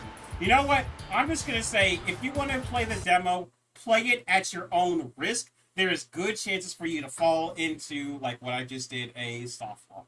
Back then, like, I had people that was willing to play test for me, but it was just, I couldn't get anybody to play test for me.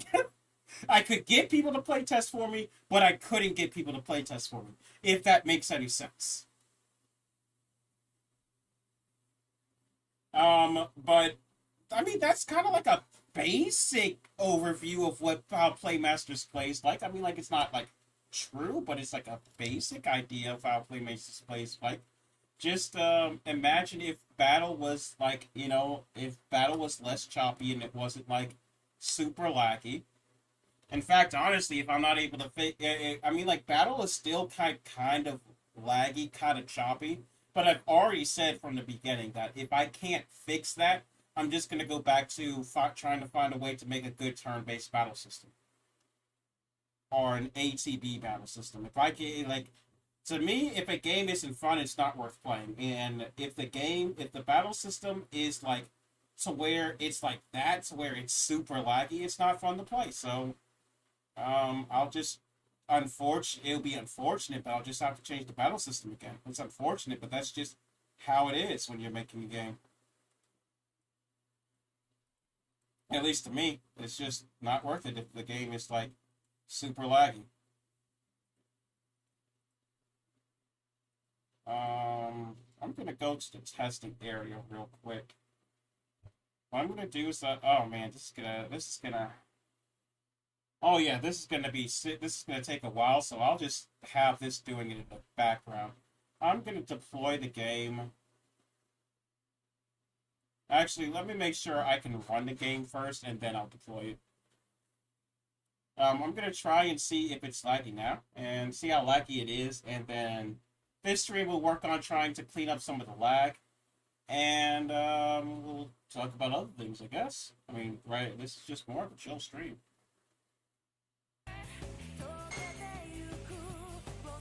I mean, I already know that battle's gonna be weird because I already changed the aspect ratio.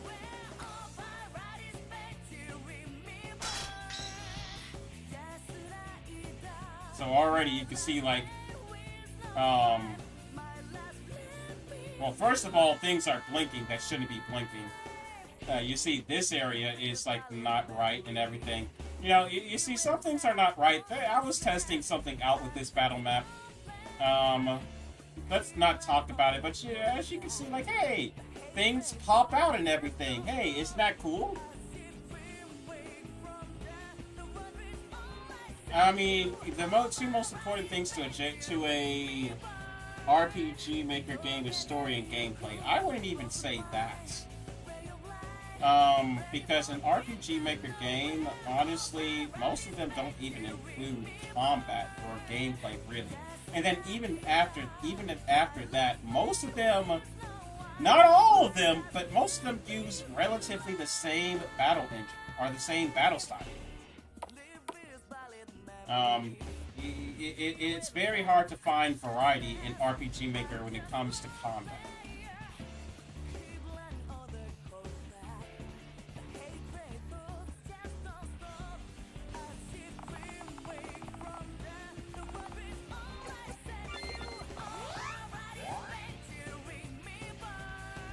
But story, I would definitely say, is probably the most important, because that's kind of like what's gonna sell. That's what's gonna sell.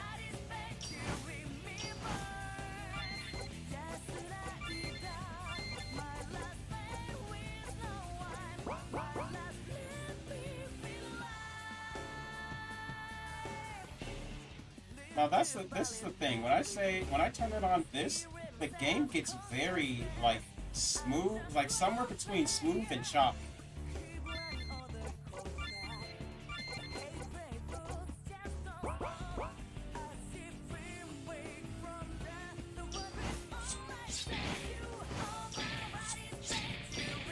I mean, like, already, if I go based off of just that, it kind of already tells me that there is already a problem with the FPS.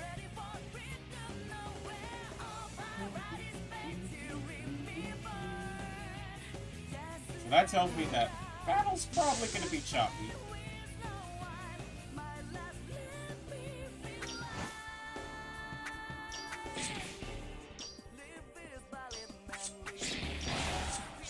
Alright, already, well, ignore the fact that the battle map does not go to the end of the screen. Like I said, I recently changed the aspect ratio.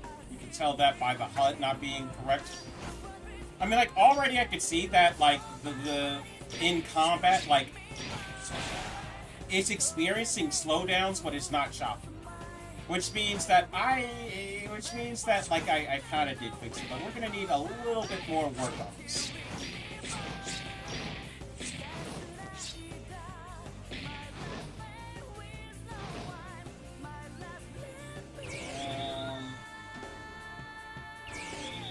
I shouldn't be able to press that button. In fact, this button is supposed to actually change my, my current, whatever it's called, so that's not even working right. My current, Words. There we go. Okay, now it's doing it. Okay, so what does this do? Nothing. Fire slash, ice slash, electric slash. Alright. Ow. Ow. So yeah, as you can see, I used the fireball on the bridge, and the bridge caught on fire. You know, like I said, you can interact with the environment. Now, as you can see, that thing it absorbs.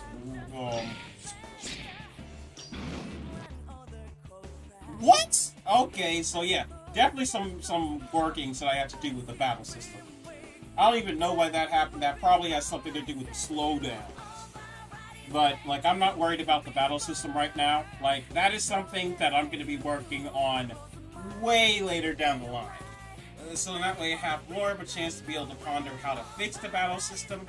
Or if I have to bring it over to a turn-based battle system, how to be able to integrate all the abilities that I have with this battle system into that one. So, we'll see.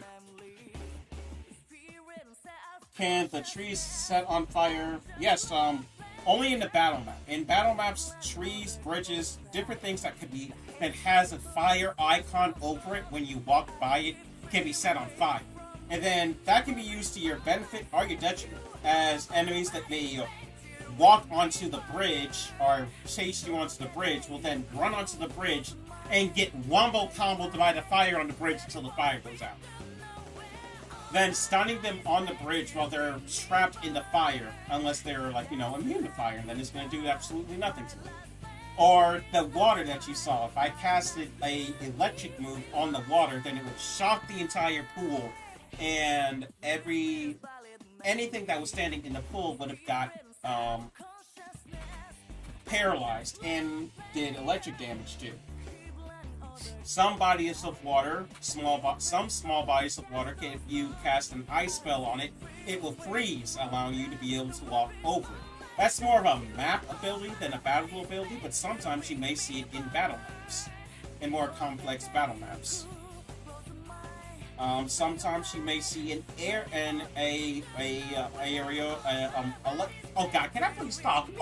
Why do I stop? This is one of the reasons why I hate my brain sometimes. But if you may see a wind icon in areas, you might have to use that to be able to jump to higher areas, you know. Just basically, battle maps, there's areas of interactivity to where you need to use a certain spell to be able to activate certain things. Pay attention and you'll be able to use the environment to your advantage. Got some enemies chasing after you, have them chase you across the bridge, turn around, cast a fireball on that bridge, boom, they're getting wombo combo. Oh, and you got enemies chasing you through a forest, have them chase you through a few trees, turn around, cast fire on it, boom, you got them in the trap. But like I said, we're gonna see about that. Now, the only problem is I probably won't be able to have environment. Your Twitch counter is off. No, my Twitch counter is... Oh, you mean in terms of followers. I'll change that later. Last stream got a lot of fake followers, so I'm not changing it for a while. I know I got at least 2 actual followers, so I'll increase it by 2. But most of the followers that I got last stream was fake followers by a spammer, so I'm not going to increase it to what it says now, because I don't like fake numbers.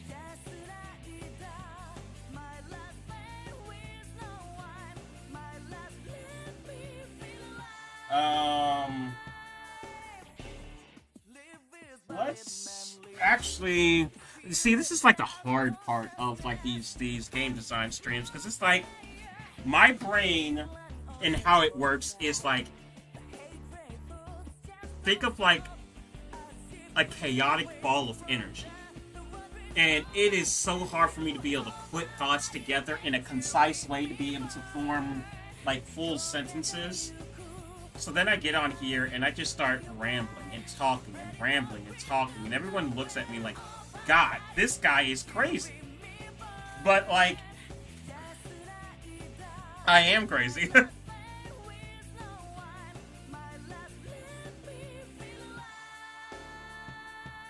I am very much crazy.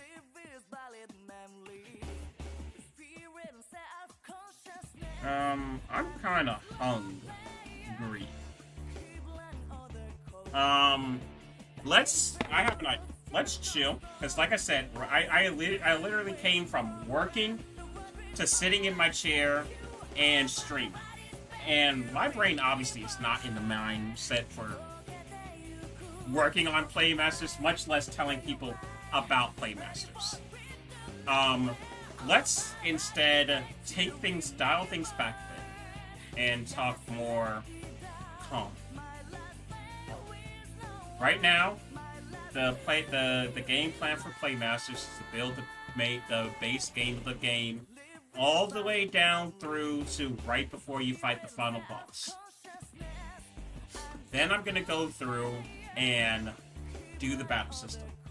At that point, that's when I'm gonna decide. When I go through and I truly decide I'm gonna do the battle system, I am going to decide whether I am gonna do the action RPG version or if I'm gonna do my conceptual turn-based one.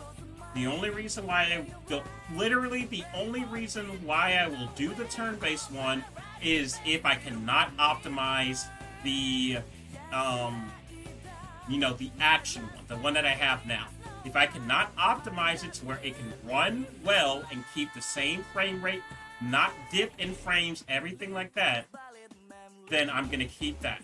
If I am not able to keep, the frame rate and everything high and good and everything like that, then I'm going to switch over to the turn-based system. That's literally the only reason. The turn-based system is going to be the exact same as the action systems where you have your AP and your drive points and everything like that. Instead, it's going to be more of a turn-based or a ATB system. Like I said, that's going to be the only reason why I use a turn-based system.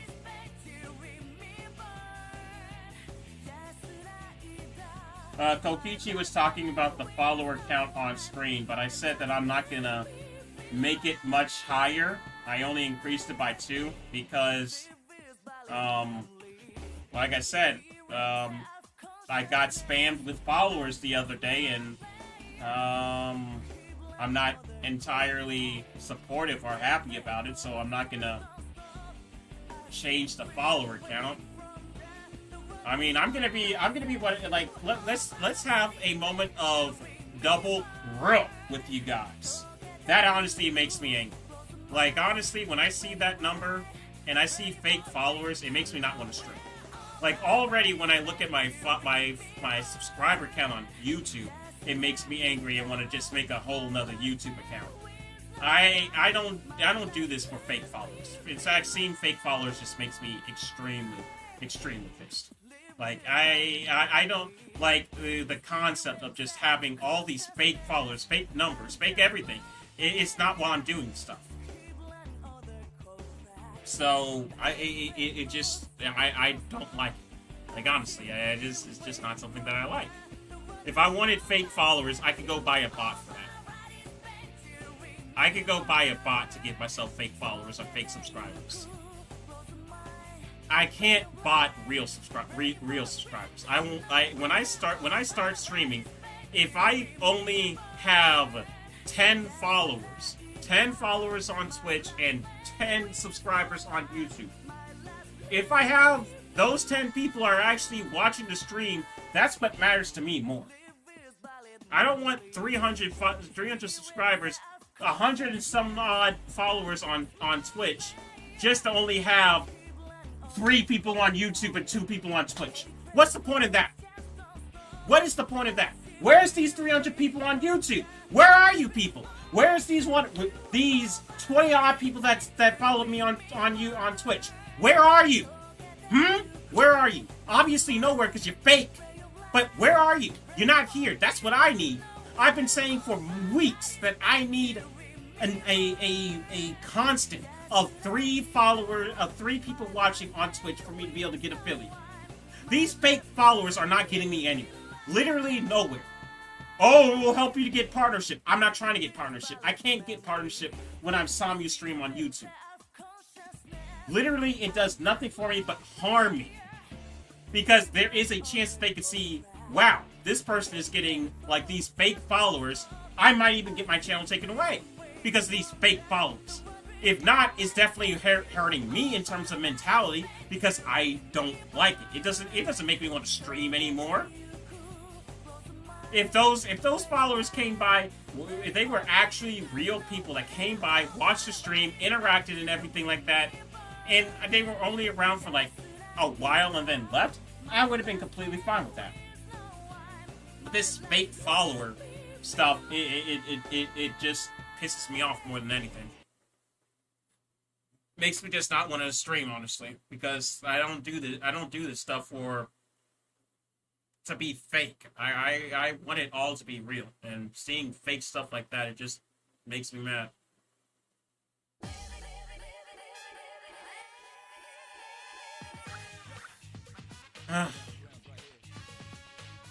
But now since I got that off my chest, I can now just work on this game and not give a rat's tail what anybody says.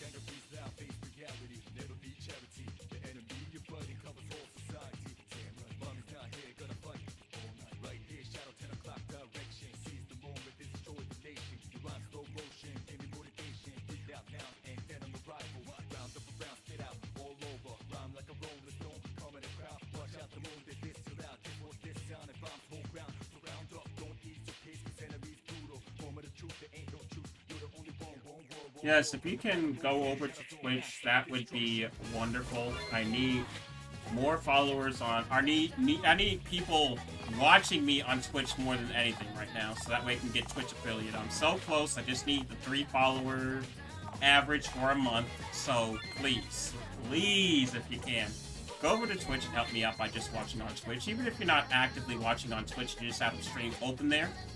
That still also helps as well. I just need that. I just need that average of 3.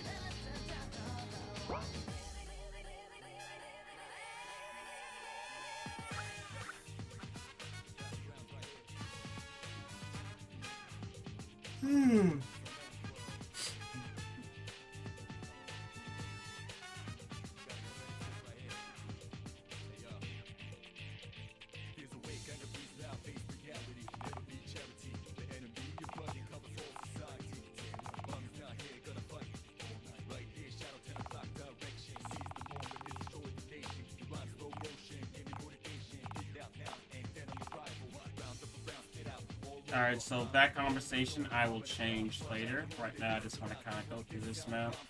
Make sure things are working. Alright, so this... Okay, so that appeared after I, like, moved over. I need this to be more constant.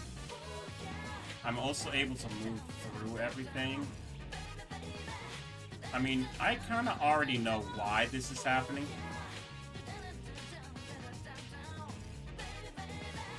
Alright, so let's fix that.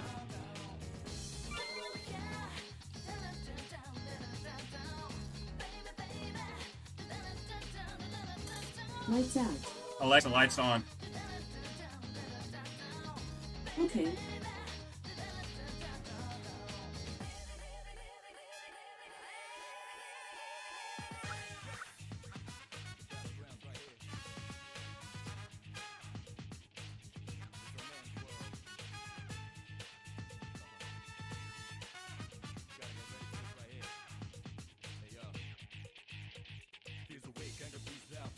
Well, Alexa is set to turn off the lights at 10 every night. It's just that I had that set before I started streaming again, and I just been too lazy to tell it not to do that on days that I stream.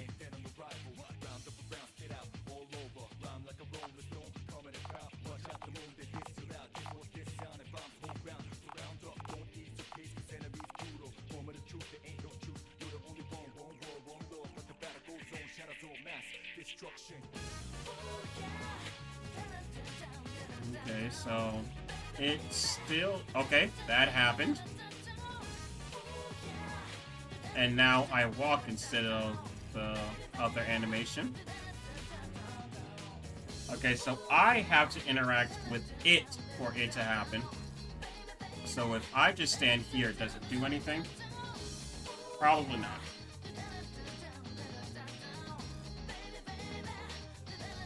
No. Okay, let's fix that. I think I know what the problem is. And let's upgrade its move route. So we're going to turn its frequency to highest. And we are going to turn the move speed up. And we are going to turn it to event touch.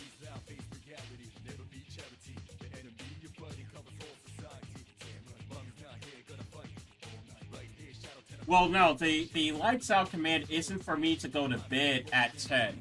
The lights out command is for me to, it's so that way, usually by 10, I'm not going to sleep, but I'm not doing anything that requires me to turn on, to keep the lights on. So it's more of a remind, either for the lights to be turned off automatically, or for a reminder for me to turn off the lights. There we go.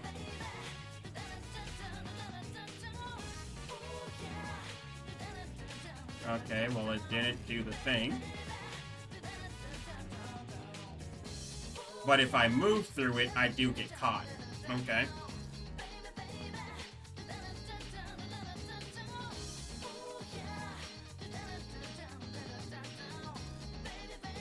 Okay, I have one last mode of defense to be able to fix this. Oof.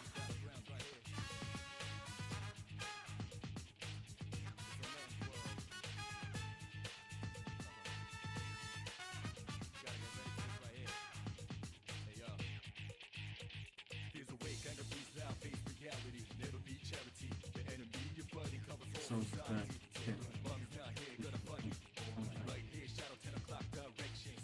making this.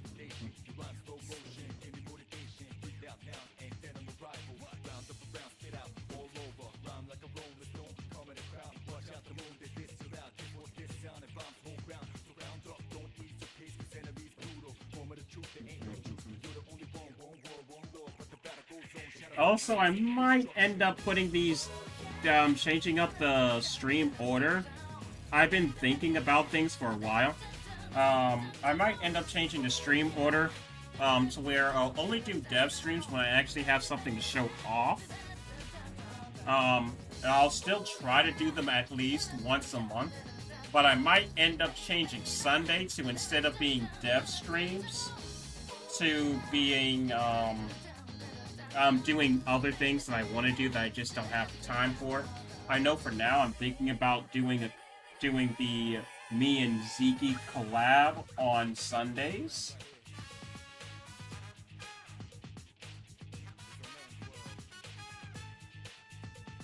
Yeah, that's what I'm thinking. I'm thinking of doing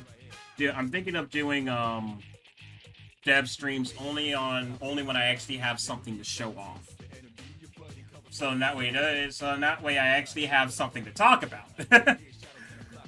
Because like when I first started doing this, it was a lot easier because I had people asking me questions about the game and everything. But not every week I'm gonna have people asking me questions. So I think it's much better if I just do it when I actually have, like, something to show off.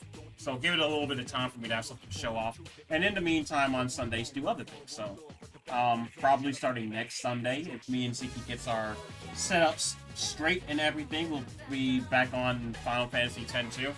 That was a playthrough that we was doing that we ended up stopping, but we're gonna pick back up and finish.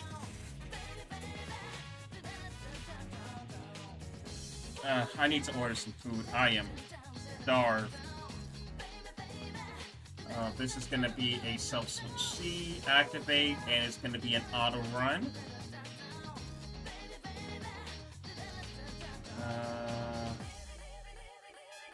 Chat, what do you guys think I should eat for... What do you think I should order, chat? My favorite place, which is Five Guys, is closed already, so I can't get them. when you plan to be done with the game. Honestly, I don't even want to say a time. I've had so many times that I said I plan to be done with the game. Even back when I had the motivation to work on this game consistently, back in college when I had like all of my drive going to the game, and I still was not able to finish it because it was before my depression happened, and I was so into the game, making the game, that I was a perfectionist, and I could not be okay with anything that was lower than what I wanted. Or it was during my depression, during the midst of my depression, and I just did not have the motivation to work on my game. Or I had the motivation to work on my game, but I was even more of a perfectionist because I was so hard on myself. Or it was post hardest part of depression because which is me now, where I don't have the motivation to work on the game as much as I did before. So honestly, and also combined with the fact that I am extremely hard on myself in terms of being a perfectionist. Like, to me, like, I'm trained to believe that if a game isn't fun, it's not worth playing. So at that point, I end up being hard on myself because I think, man, this isn't fun. I need to completely rethink this. And then I end up thinking about it so much that I just stop working on it. And that's the version of me now. The version of me before would then, like, you know, start building something immediately. The version of me now is like, let me think of this. And I end up starting to think on it, and I just don't get back onto it. And even, like, back then, that was when I was streaming. That's back when I was living in what is now my sister's room. I like did a full playthrough of the game, and that was using a different battle system, as you can see. It's using a different battle system from now, and back then, the game was pretty close to being finished. Like, you saw in that thing, while I did have to go through and clean up some glitches in the game, if you watch that whole video from start to finish, I got to the final boss and everything. All I needed to do was put in the credits and, you know, clean up the ending and everything, and I could have shipped it as a demo. I could have shipped that as a demo and then just cleaned it up and then made the full version of Chapter 0. But that wasn't what I wanted. There's been a lot of times when, like, I could have just shipped the game out and been done, but I'm just, like, I care too much about the product that I'm putting out, honestly.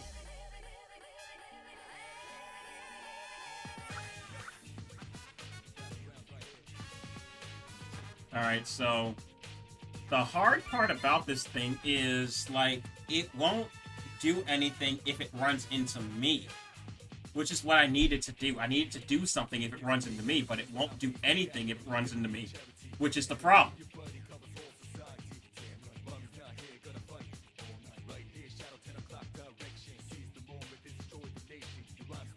Okay, so try a space after censor.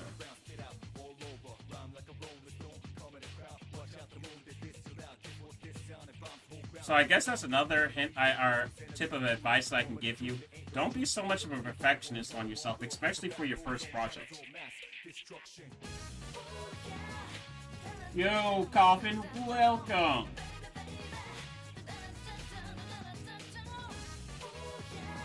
Glad to see you here, Coffin. Seriously, thank you so much for coming. Alright, let's see if this works now. I know for this dungeon, what I'm going to end up doing is I'm going to end up putting these, like, little obstacles here that you're supposed to get past. Alright, so it's working now. It's just too big of a sensor. Let me try giving it a sensor range of 0. A sensor range of 0 should just be itself. Hopefully. Right now, just trying to get the game working. I know for this... So basically for this, like, little dungeon area, not really much of a dungeon, but I guess you can kind of consider it a dungeon. 2 obstacles, which is going to be these, like, little teleporter things that will end up taking you back to the beginning of that 4th dungeon. As well as there are going to be encounters throughout this dungeon. These encounters are going to be simple encounters, since this will be more towards the beginning of the game. You'll only really have access to minimal abilities and everything like that.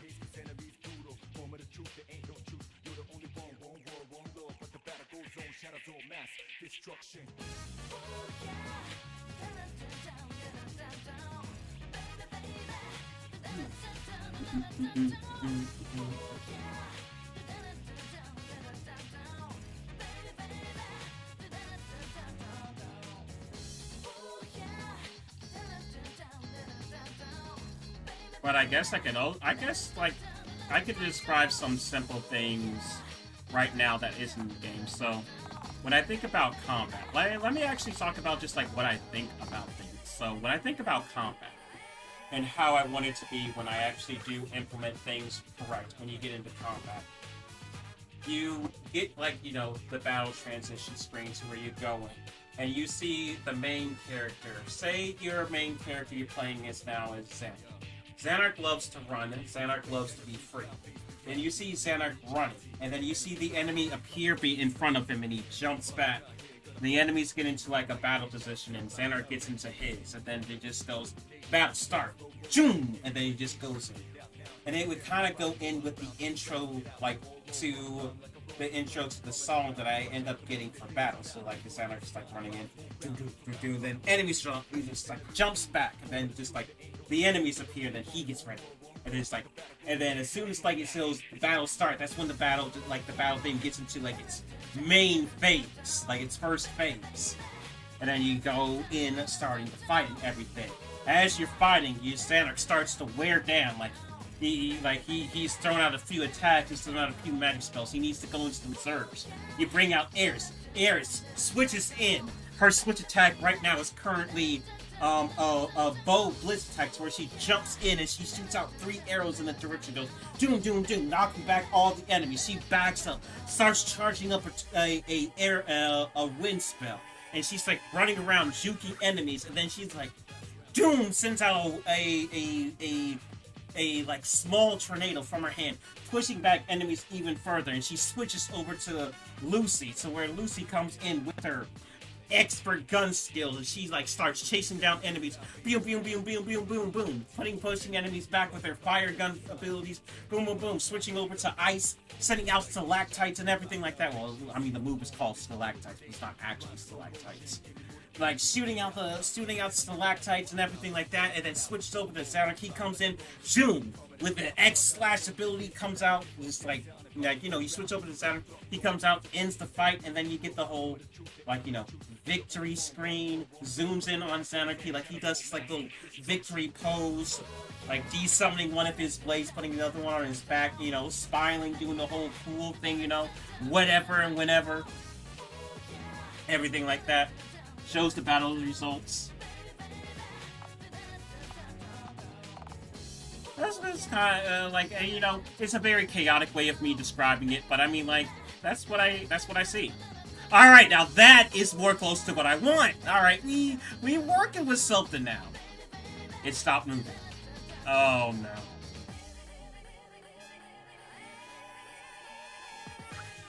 no. Okay.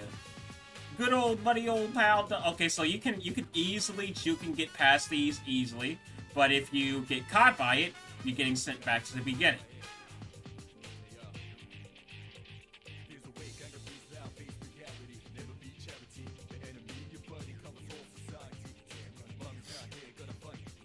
Alright, but I did see that for some reason this stopped moving. So what I'm gonna do is I'm gonna have a thing to turn off self-switch C. I guess would be the first thing that I do. Because I gotta get that to stop happening. But it's like...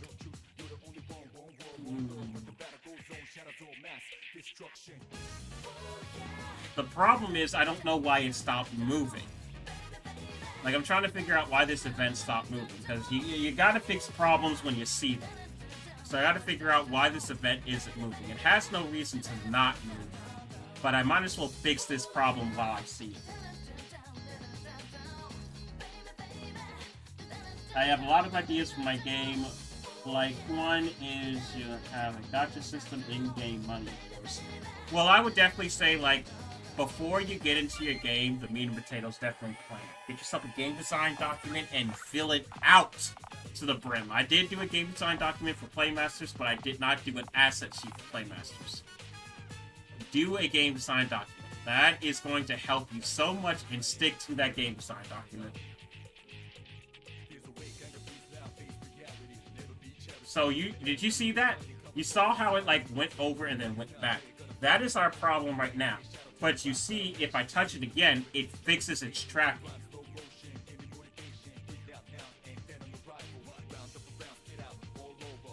Now its tracking is stuck on that wall.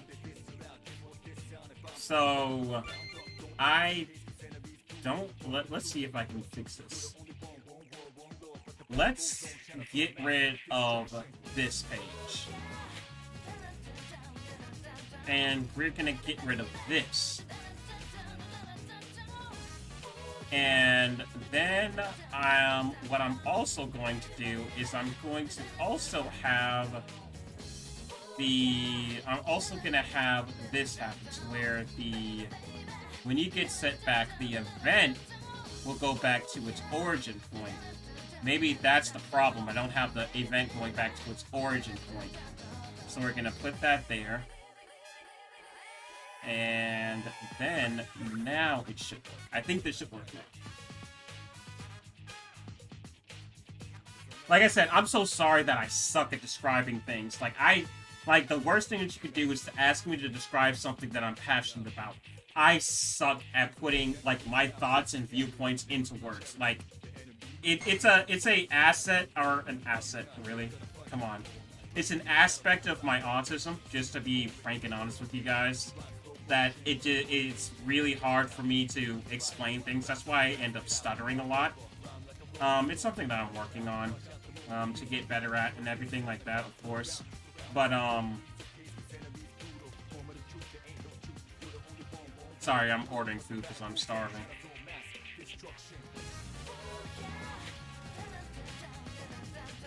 But yeah, worst thing you can do is ask me to describe something that I'm passionate about. I cannot describe, like, how I'm describing Playmasters. I describe the battle system to be way more confusing than it actually is. I described it to be super confusing and everything, and then when I played it, it was super simple to understand. Like, I suck at describing things. I could not be a salesperson. That's why I suck at Among Us. That's why I suck at like, things like Mafia and everything like that. I suck at describing things. I forget what I'm talking about. I forget what I'm supposed to say. Like, things just come out as a complete mush of words. And that's just who I am. You know, I try to benefit it. See, and then sometimes I just say the wrong word. The complete wrong word. Benefit it. I like, why did I say that? I don't know why I said that. And then immediately I know I said the wrong word. I should have said, I'm working on it. But for some reason my mouth said benefit. Like, I don't know. That's just what I do. I hate it. Oh, you should definitely know I hate it. There's a lot of things about me that I don't particularly like, but, like, you know, you just have to get used to being who you are.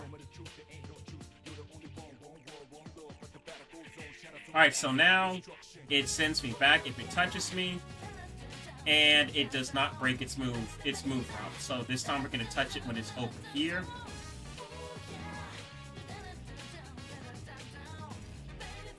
And it doesn't break it. Alright, so I think we fixed that problem. So we're good on that end. The next problem is why Xanark is reverting to his original pose.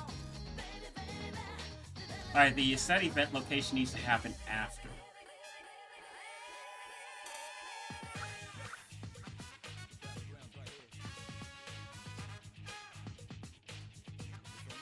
And also no fade.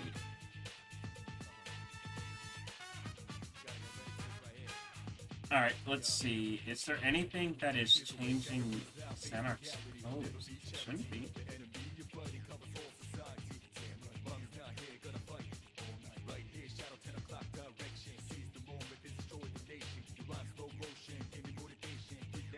I'm trying to see why Xanark is going back to his original pose. This is the...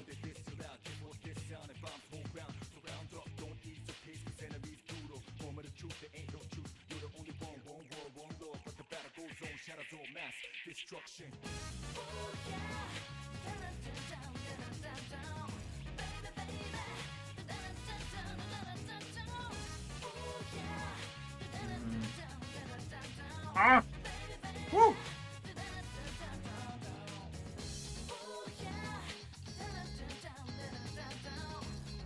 And then afterwards, it turns on this one, which shouldn't even do anything to Xanark, so... I don't know. But, you know, it's breaking Xanark, so you know what? Let's just fix Xanark.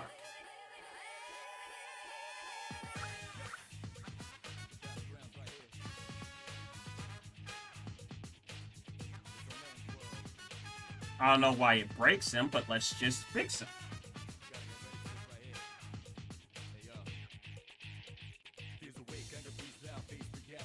As I said, it's best to make sure that your assets work 110% before you move on.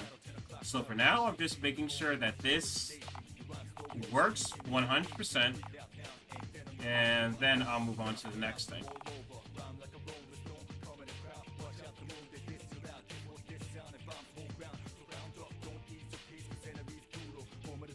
Alright, it works. Not! I'm like, okay, it works. Not! Okay, so what that means is it actually does want this. It actually does want this to happen first. The set event location to happen first.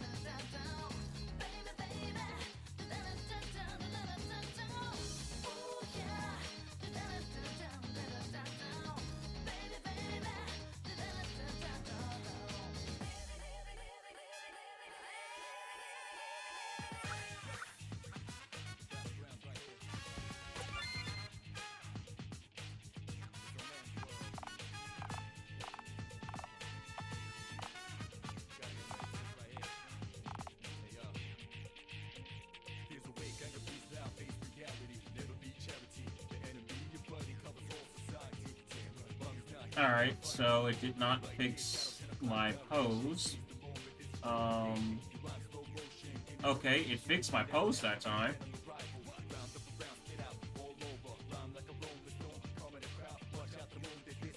Okay, so the inventing is just not correct in that version. Alright, so let's have it set that first, and let's have it set the event location for the event, since it lets that happen first, transfer the player, and then do that.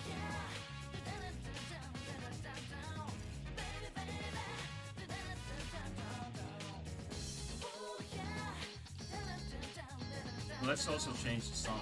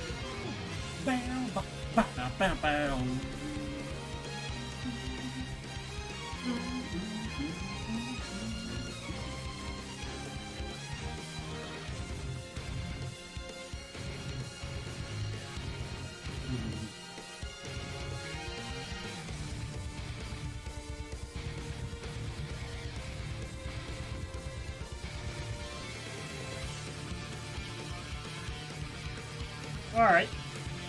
We got a lot of testing, a lot of results. So in every result, the thing was moving in the next test.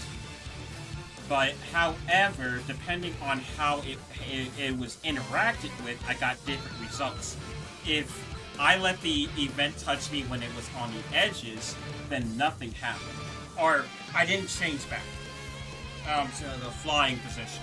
If it approached me while I was in the middle, I returned to the flying position.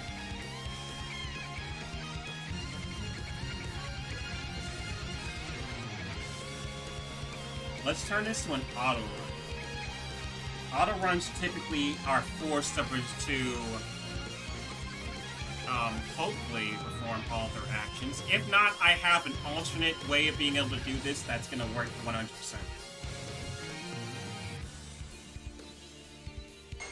So if this doesn't work, I have another way I can do this that will 110%, excuse me, do the job.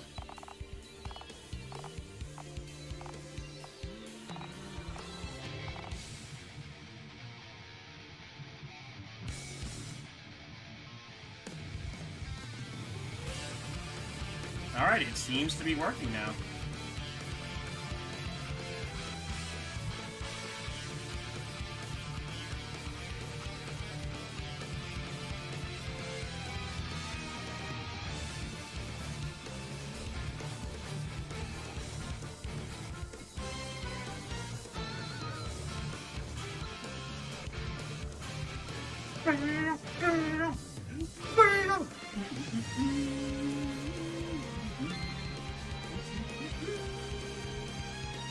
Love this battle theme for Xenoblade.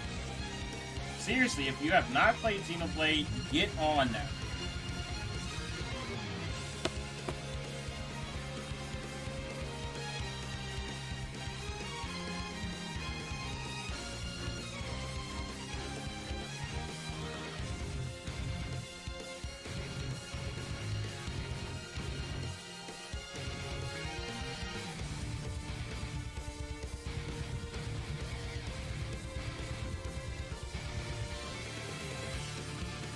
I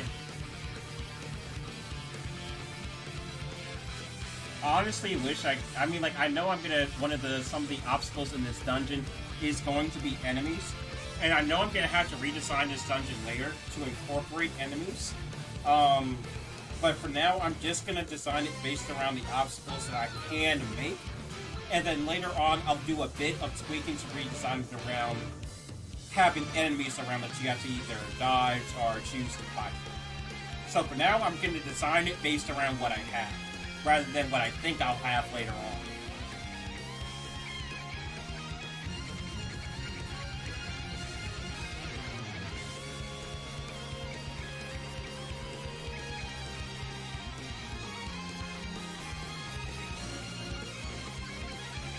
There we go.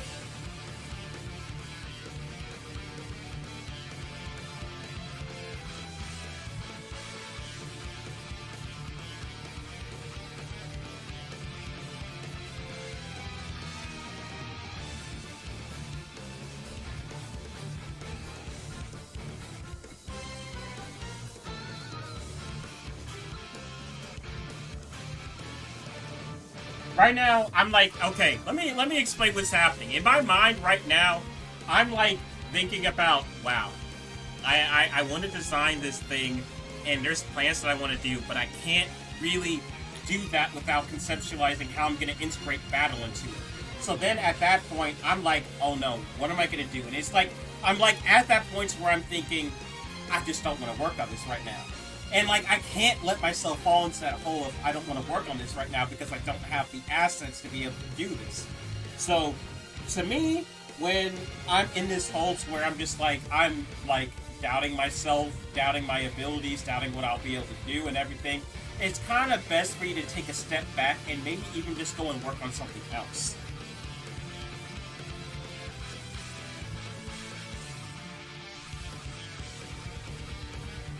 No, he's chaotic cringe.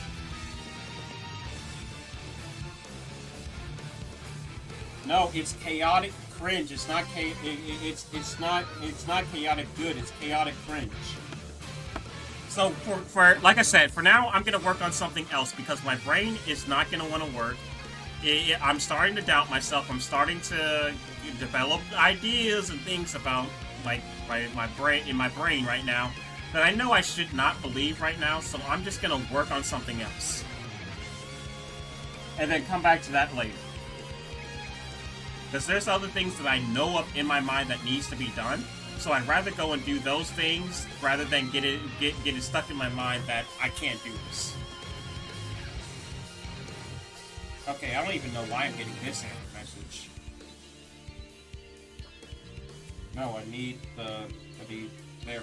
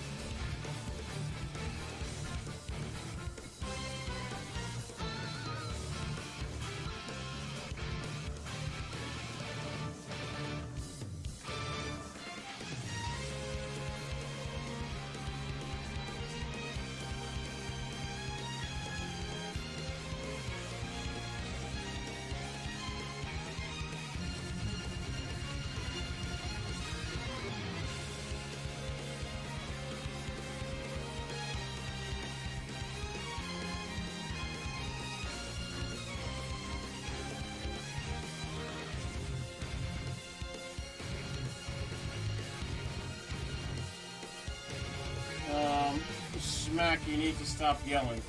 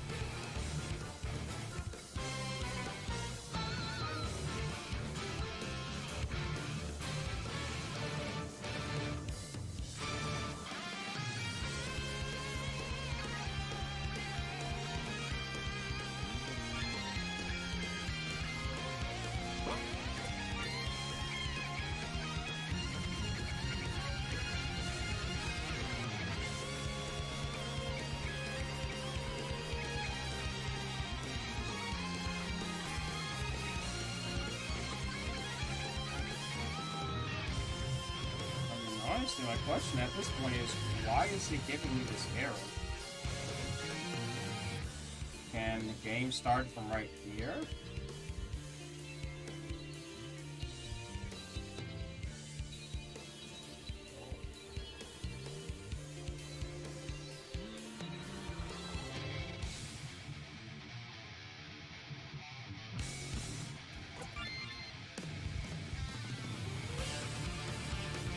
Game can't start from right there either.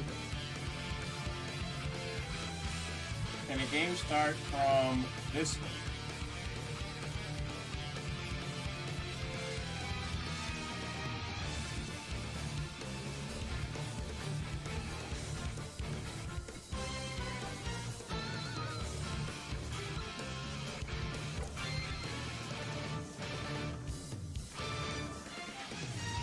Game can start from this room.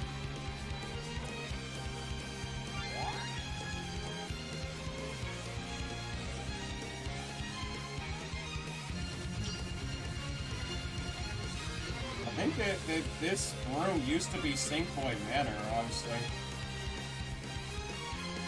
If I remember correctly, this room used to be Sinkboy Manor until I renovated it.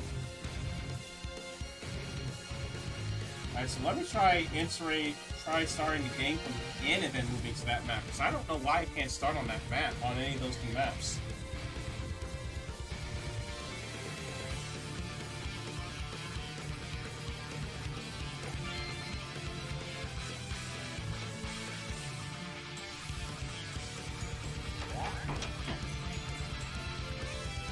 Nope, I just cannot open the map, which is a very interesting thing because it's not like I I've run it before.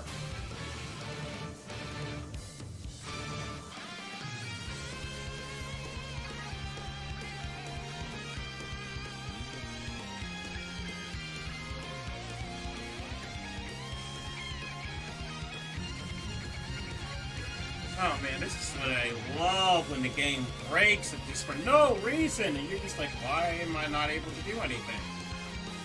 Probably for the rest of the stream is going to be me trying to figure out why does the map that worked and was able to go on 2 game design streams ago not work anymore.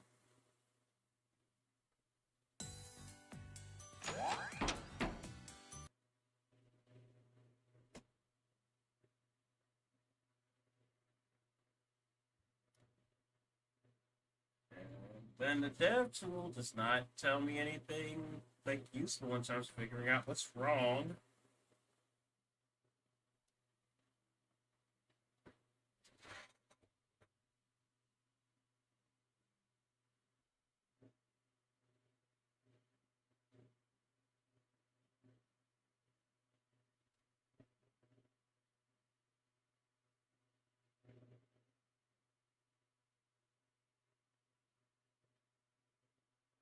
What? Oh! Oh! What? I was just like, oh. Oh. What? Like, that's literally I like how I'm feeling right now. I'm just like, what?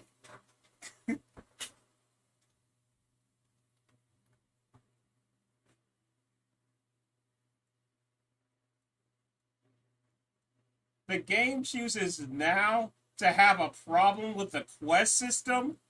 Now of all times to be like, I kind of don't like the quest, like how you're doing this quest.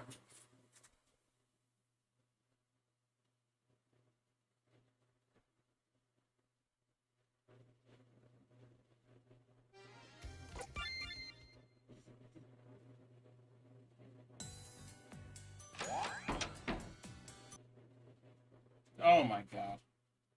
I swear, if I had to just delete the quest system entirely, I'm gonna freak out. Because there's no reason for the quest system to be bugging out the game.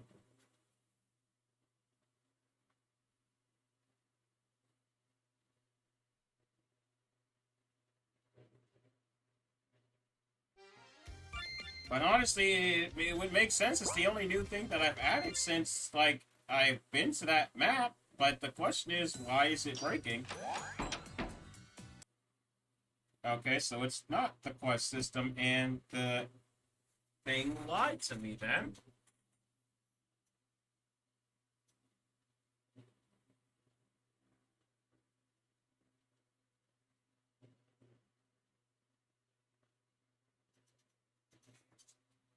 It says game quest is not defined. But I don't know what that's even supposed to mean. Well, but it got the same thing here, so let's just check and see if anything here has anything to do with.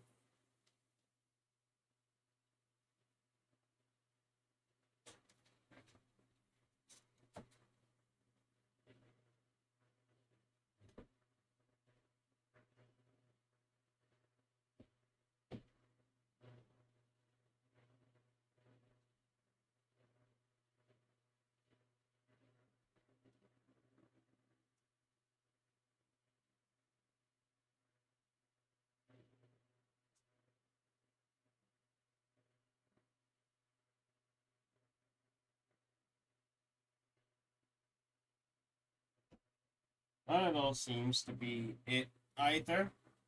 I really don't know what's going on. Like, seriously. Is this the. Is this log the problem?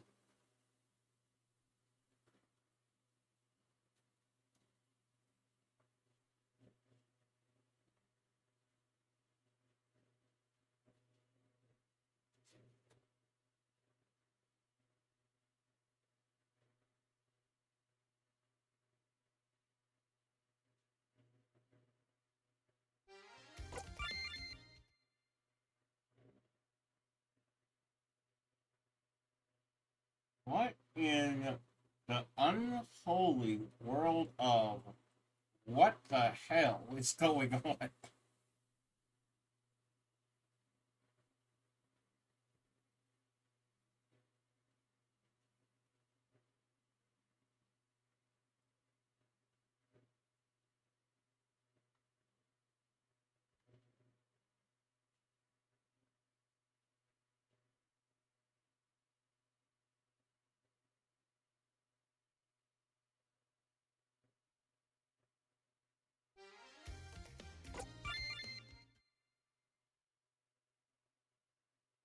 Okay, that is interesting. So that means that there's something that has to do with this quest system. Because I saw quest and I was like, why is there something having to do with quest that's bogging it down? Um, I have an idea. I'm gonna go and check out the demo. I'm gonna go download the demo real quick, and I'm gonna see if there's any like special files that like I integrated into the game, and see if I can like maybe like then go and delete them, and of course the demo stuff.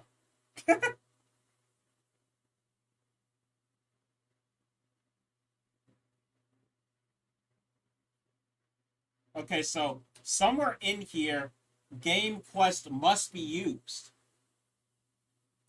but nowhere in this map is game quest used. Uh, okay, let's go over. We're gonna scan the map from left to right and see if game quest is used. Oh man. Okay. Yeah.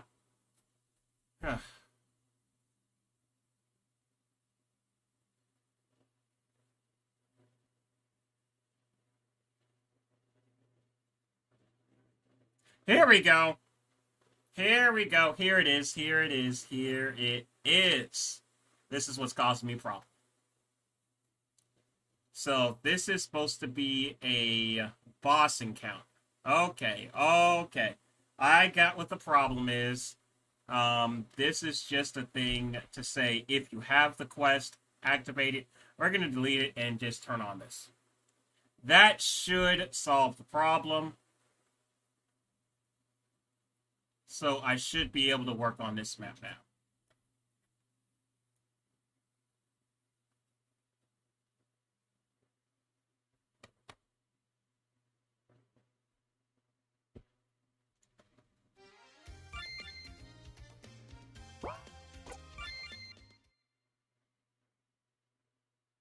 Yep, that solves the problem.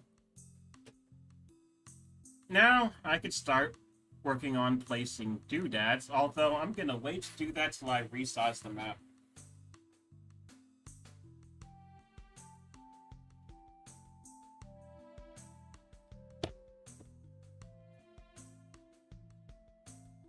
Is double chaotic villain, prepare for trouble, and make it double as he takes his past and creates a what? What? No, I'm not. I'm the least from evil. All right, so just make sure that the map doesn't scroll with me walking to different places. Nope. All right, so what I'm going to do is I'm going to extend the map by one tile in every direction, and I should be good, honestly. Now, yeah, later on I am going to have to change spawn locations when you teleport to this map, but that should be relatively easy to do. So we're going to copy this map, put it right here, and then we're just going to essentially extend the map by one in every direction.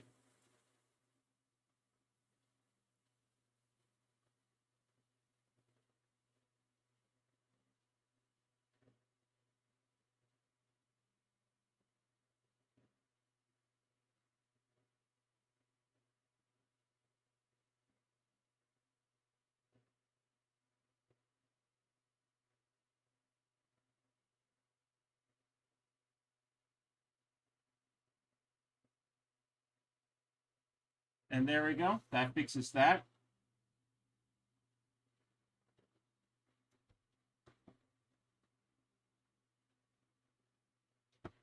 Alright, I'll be right back. My food is nearly here. I imagine you as Dr. Doom. It is a compliment as I see you as a wonder. What? Why you see me as Dr. Doom?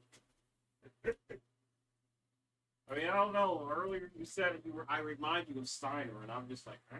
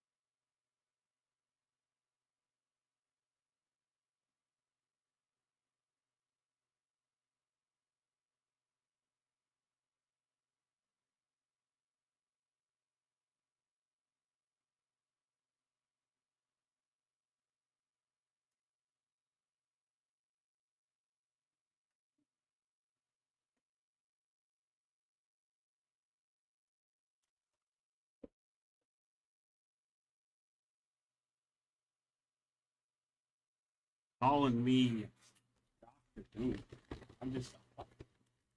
I go downstairs, my cat over there laying on the table like I'm not gonna pet. Like I'm like you're laying on the table like I'm really not gonna pet you.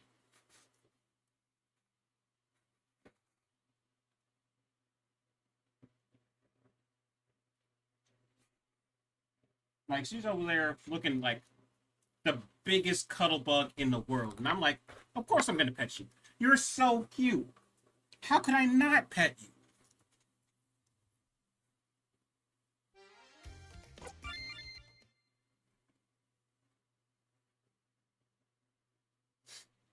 All right, so with the exception of moving some things over, we got correct um, mapping size, so we're good on that end. All right, so now we're going to get to another layer of eventing, so make sure you pay attention to this, because this does not just apply to Playmasters, this applies to really making any game. And that's the collision detection. As you can see, my collision detection is just a tad bit off. So the 15s are supposed to be you're not able to move through. No, actually, I'm trying to figure out what this collision detection was for. I'm not really able to tell. I'm going to get rid of all of these, and as I figure it out, why I put them in, I will put them in. For now, I just know that she wouldn't be able to go through there. Wouldn't be able to move through these. I think 15s was no jump. So those are where I'm going to put those.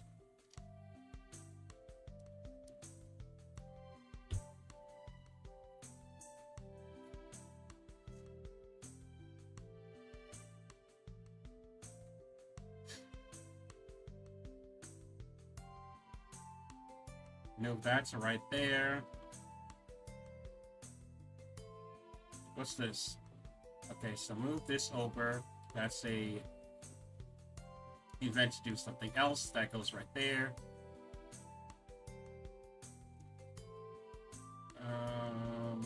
Let me look up the jumping ability to just make sure.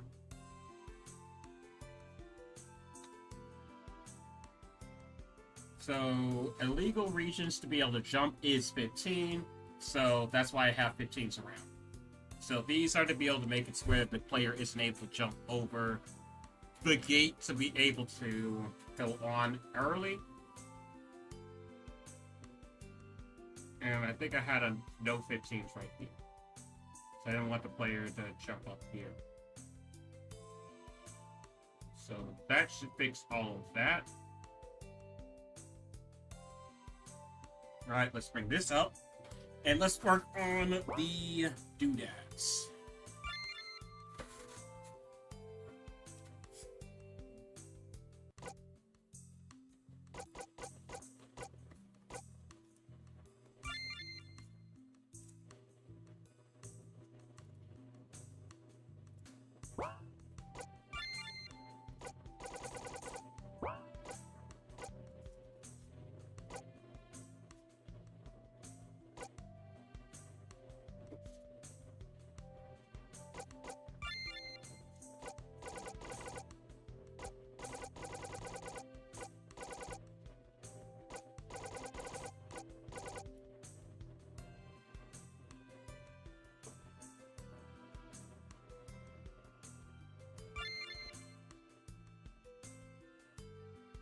No.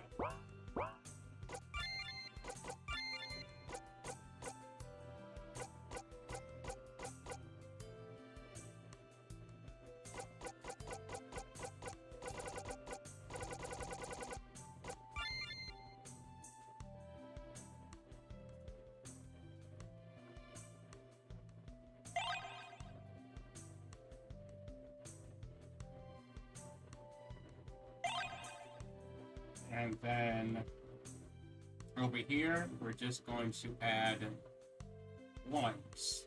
And one basically means you're not able to walk through it and you're not able to jump over it.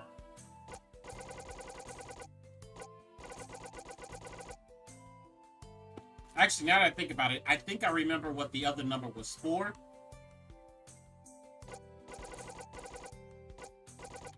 In fact, I definitely remember what the other number was for, but I will figure it out later.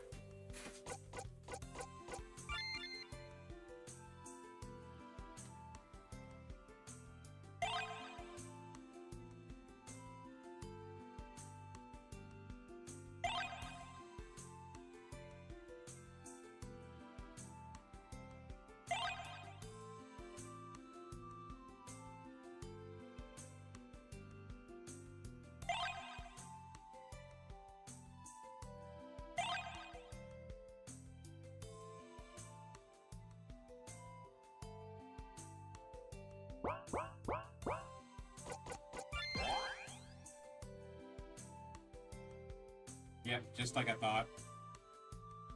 Just like I thought.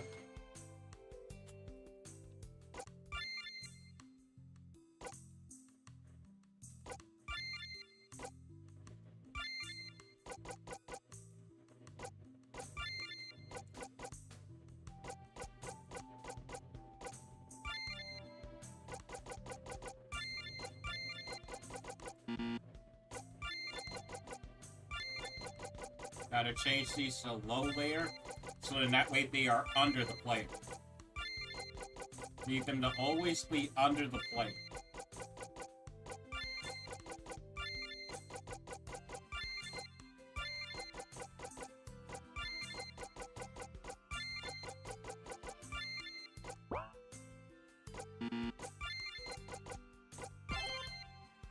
There we go. So now you walk over them, they never appear on top of you.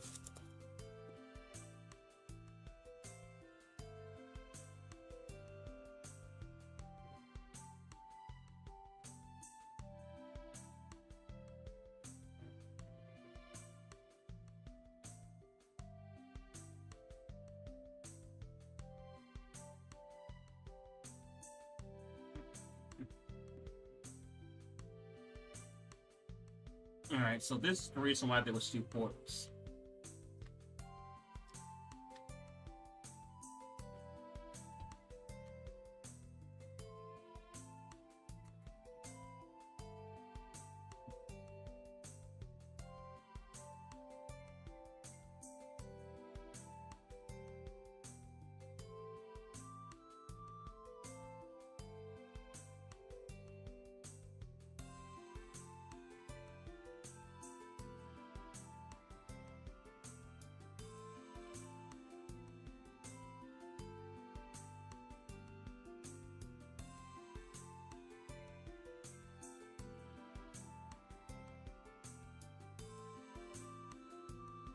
I mean, like, if you get what I'm doing right now, then nice on ya.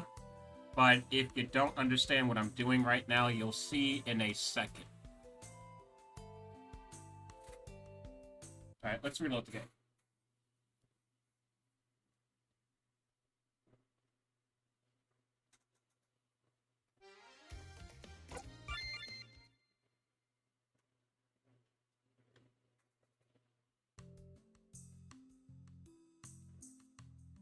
There we go.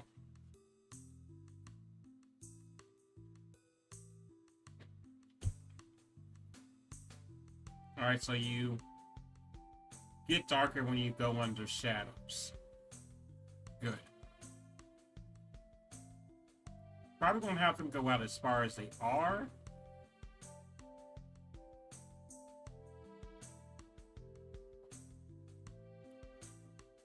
But good that they're working.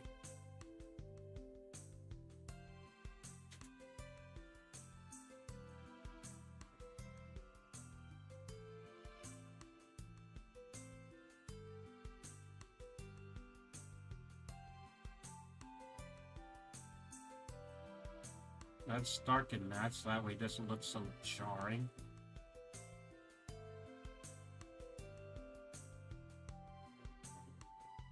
And get rid of that. Then we're gonna come get rid of these.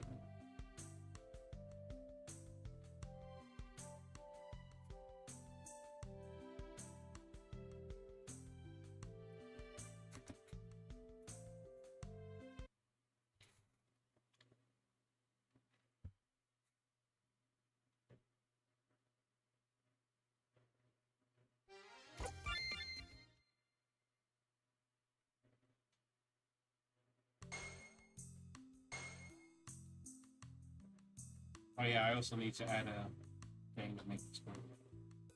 Alright, so yeah, this is looking better. I'm probably only gonna do it in the corner now, looking at it. But I mean, I'll go and do that right now. But you're able to walk into the shade, you darken up, that's good. Before I go back, let me see if there's any other doodads I want to place. Well, first off, I'm probably going to want to get rid of those pillars.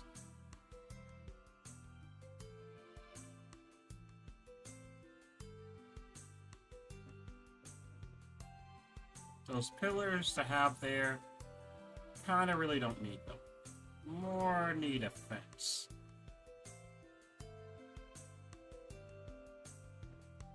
There we go.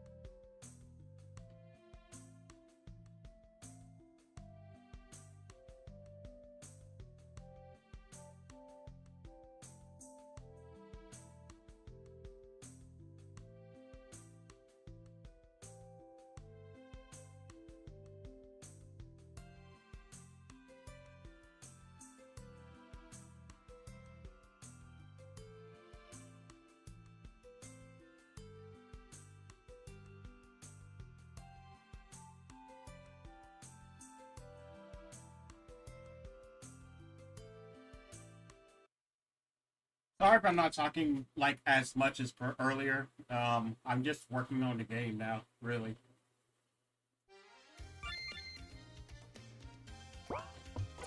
Thank you.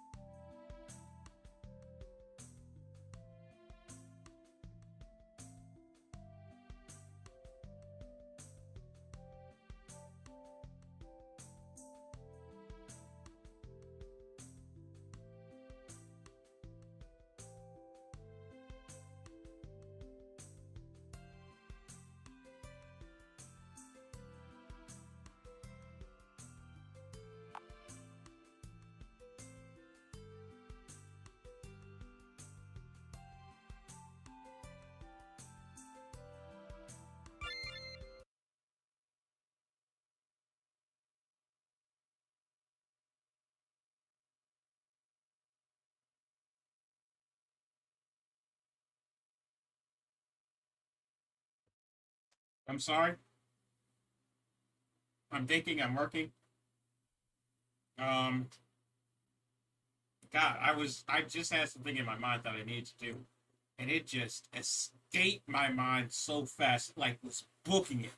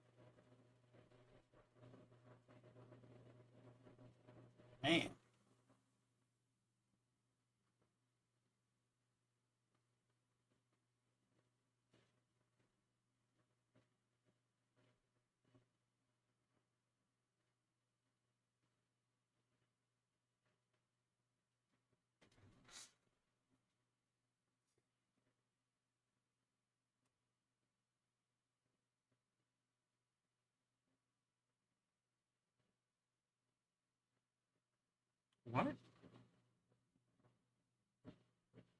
Why are you here?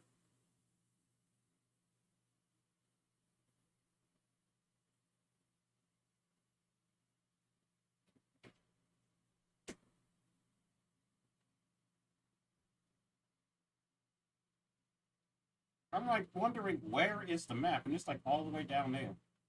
I put this on a parallel.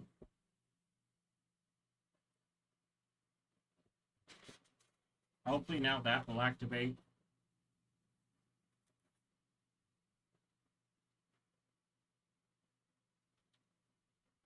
Come on.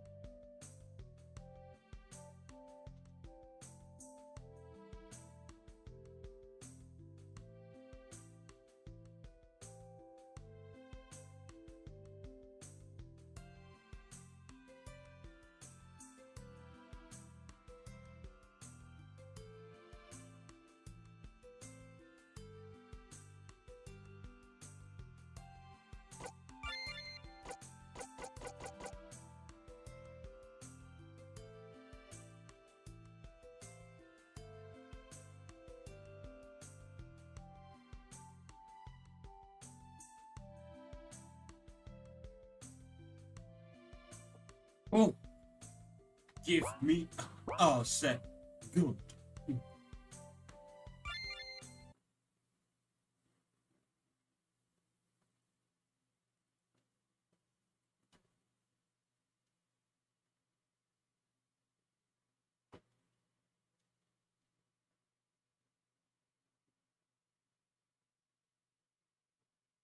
Big brain right now. If I actually have their assets, if I don't have the assets, then I'm going to use a placeholder because I'm going to see if this works. Yeah, I don't have any dead trees, so you know what? I'm going to use... And these aren't even proper for RPG Maker, or a different RPG Maker. I don't even know why I put these in the folder because they don't work. Probably none of these are going to work. So, yeah, I'm getting into the area where these probably won't work, so I'm going to have to use a placeholder.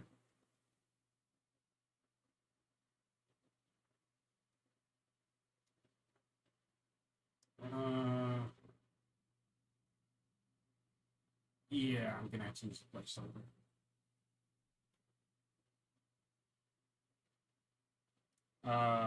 Well, let's just use this for now. I don't want to use this, but we're going to use it for now.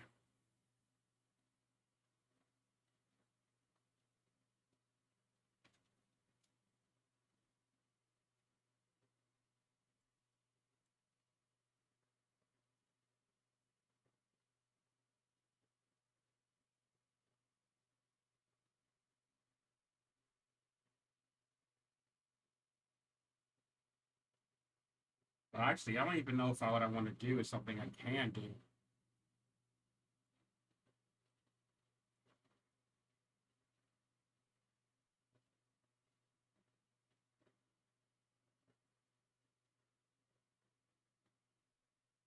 What in the world is even that? Alright, so already things aren't looking too good. Let me get over on Google. I think somebody already did what I'm looking for.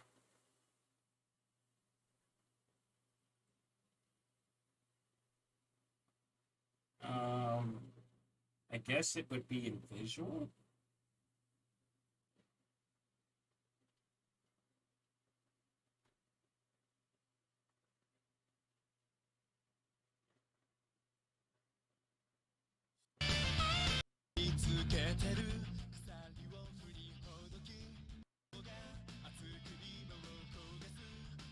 Okay, so I think that's what I'm looking for.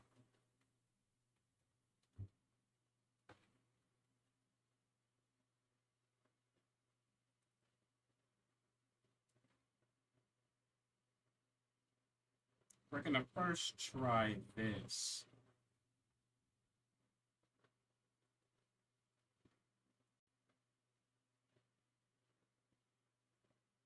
I'm just trying something. I'm trying to see if I can do something. So just give me a second. A good way to be able, I'm trying to, like, pop the map into life. And a good way to do that is with motion. So that's what I'm trying to do. I'm trying to add a little motion into this map.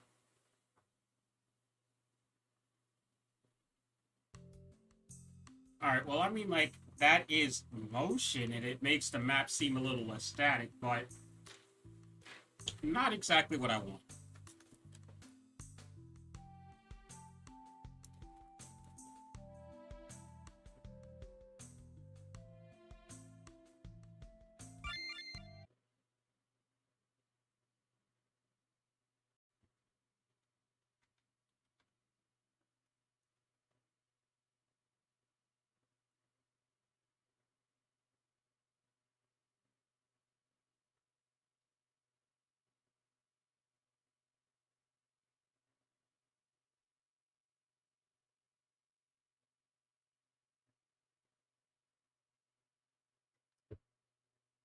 Hmm.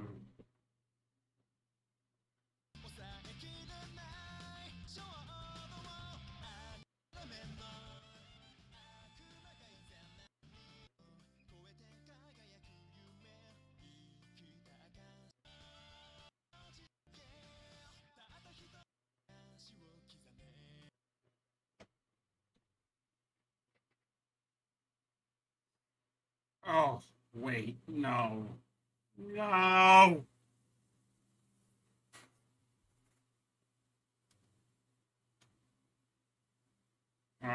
Let's try this, and if not, I think I'll just go with the swing. I mean, like, it's not exactly what I want, but I mean, like, the swing will be nice as a temporary thing to say, hey, it's moving. And once I find what I want proper, then I'll be able to just do that.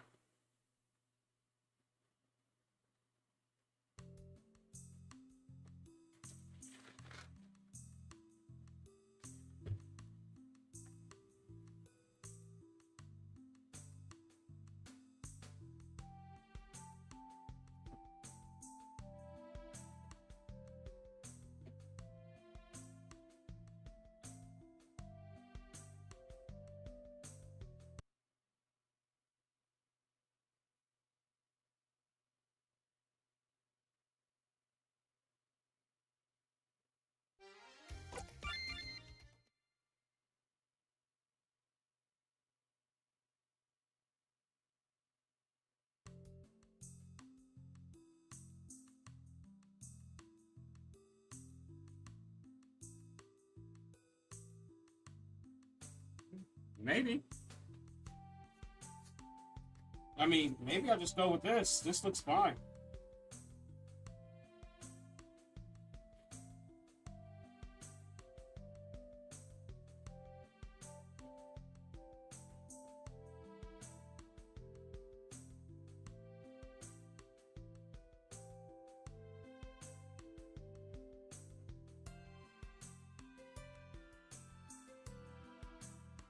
For now, at least.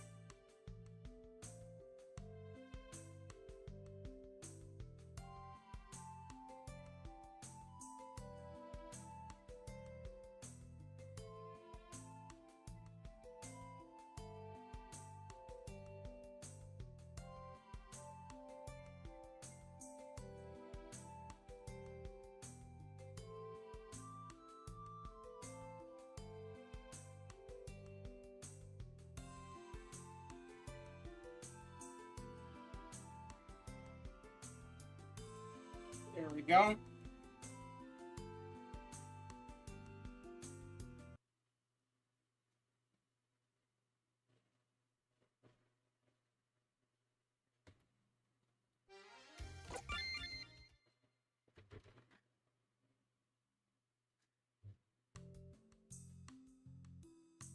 I'm surrounded by trees.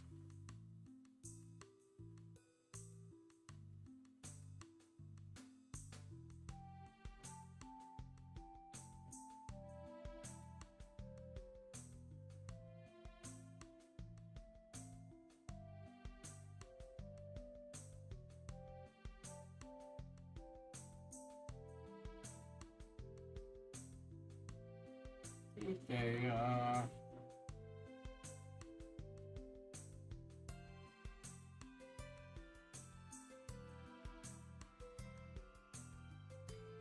hmm.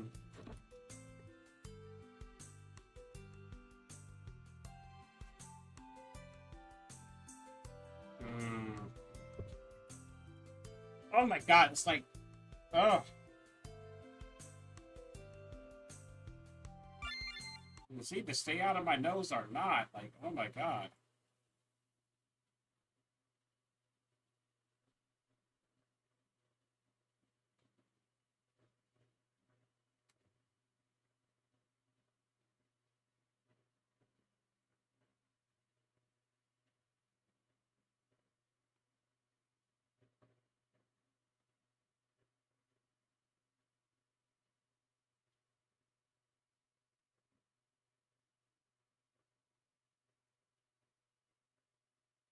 Get rid of all this.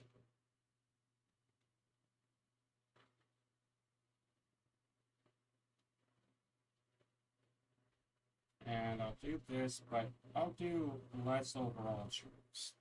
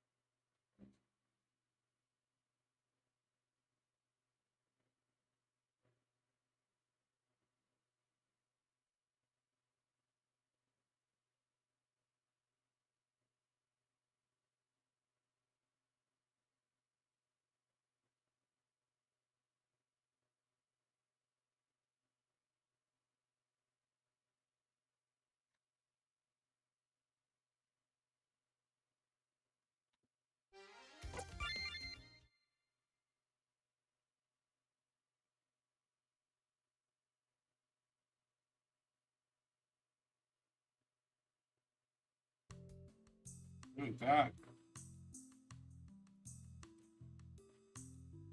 Hmm. Not too visually appealing either. Didn't exactly get any better. Maybe I only do this with certain trees.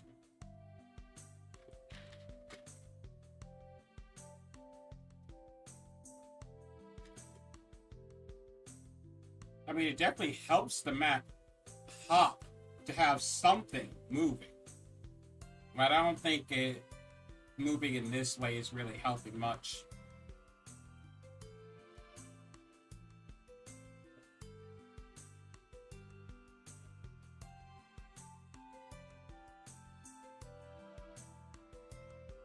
Well, I wish I could, like, have it do it slower. They don't let you put in to do it slower.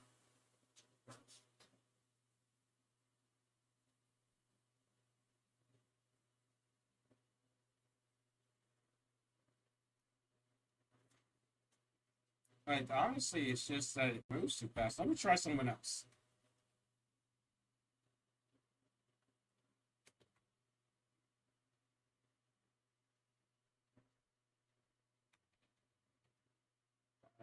There's one other person that might be able to help me do this a little better. Wow! Really? They've been putting in work.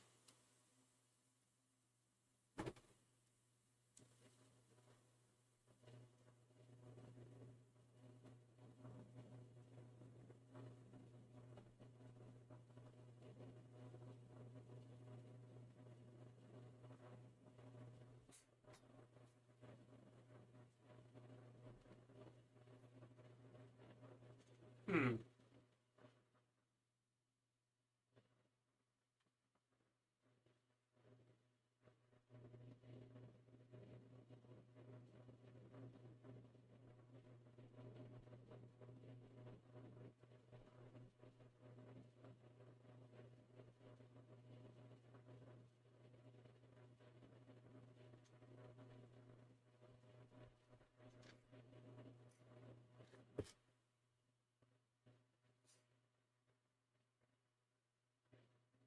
So now this person is going to be able to help me the way I wanted it. I needed it. Um.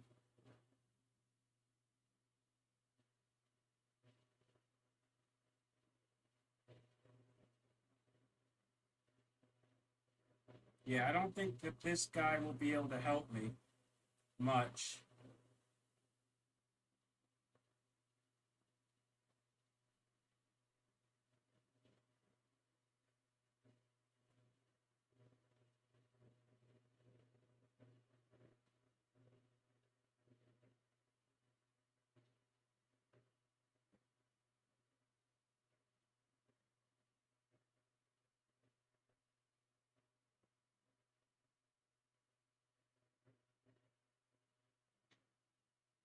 Yeah, I don't think that's going to help much. Oh, which is going to make this even harder. I might just look for a different something else to be able to move the trees more fluidly. But for now, what I think I'm going to do is I'll just do a mixture of all three. So for some trees, I think I'll just have them sit still.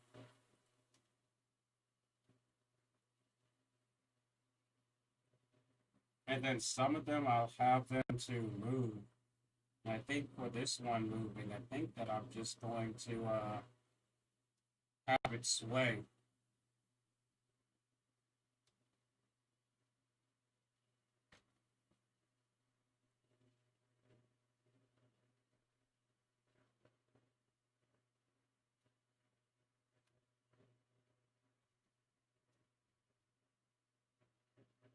Or move, or do the breathe thing.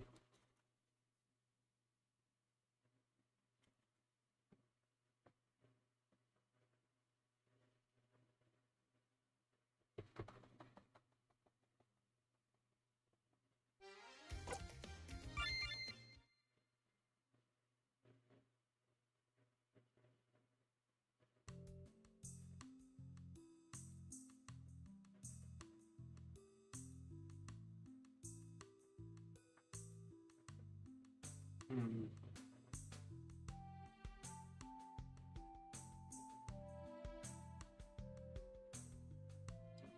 Honestly, between the two,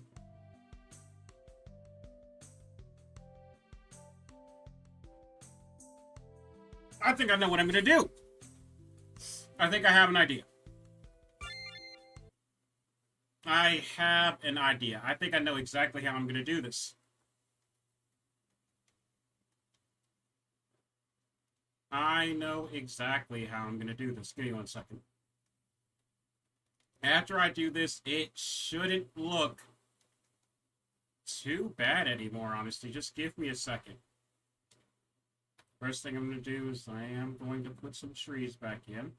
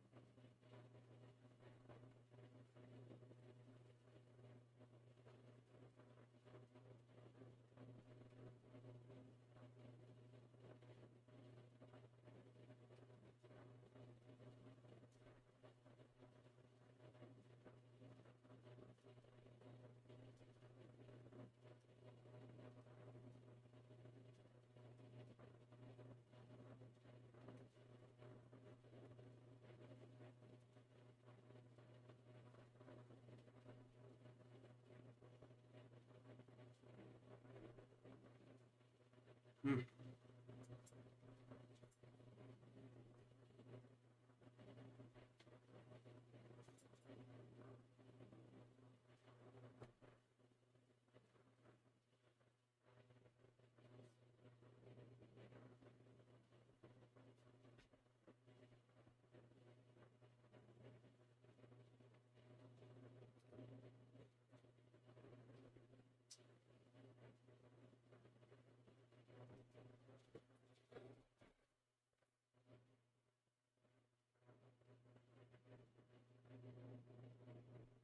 Just give me 1 second.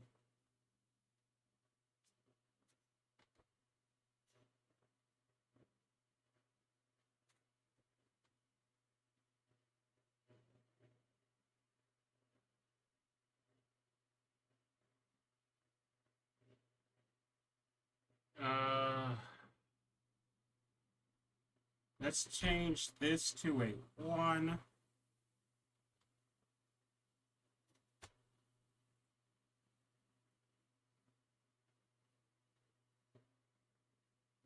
Next is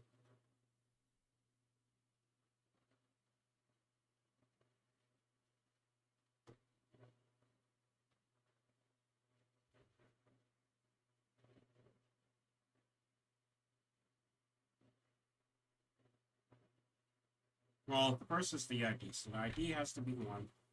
Then the type needs to be 1. The power needs to be probably about a 30. We'll go with 30 for now. Speed. Let's keep it at about a 60 for now.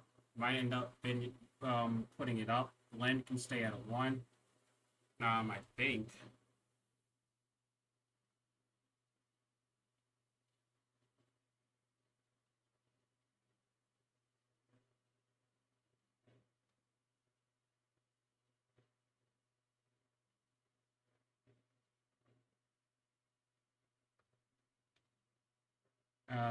Let's see what this does for me. And then I will edit it from there.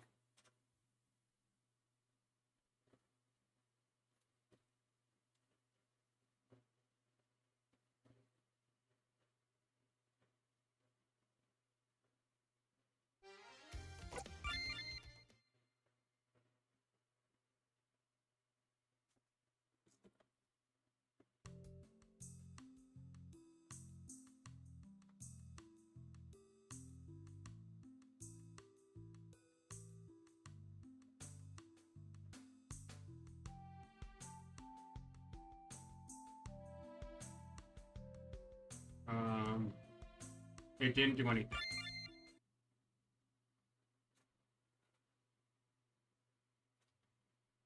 Let's fix that. Maybe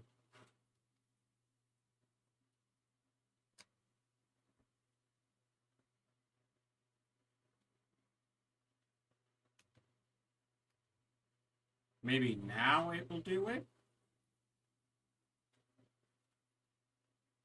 Sup, Nini?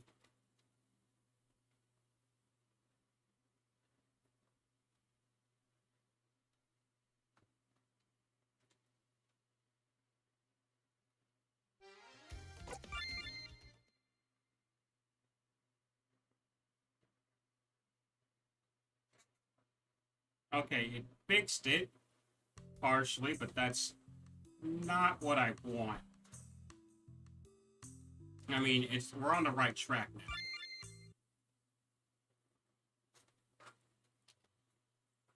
Alright, so I think I want to change that to 1.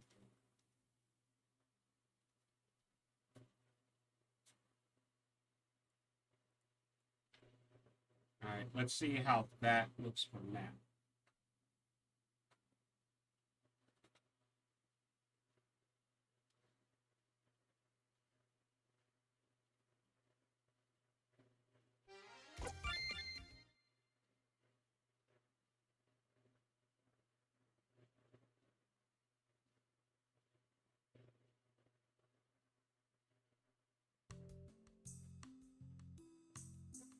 Okay, we're getting somewhat closer.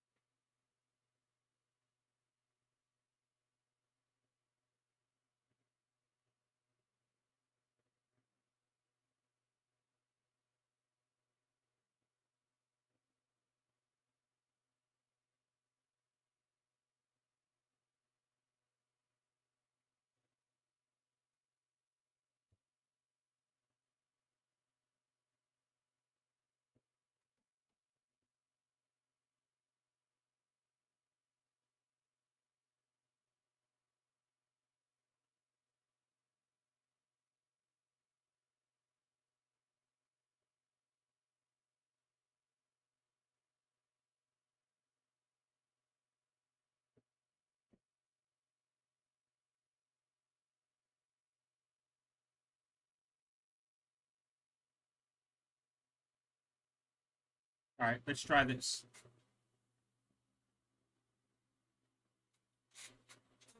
Oh.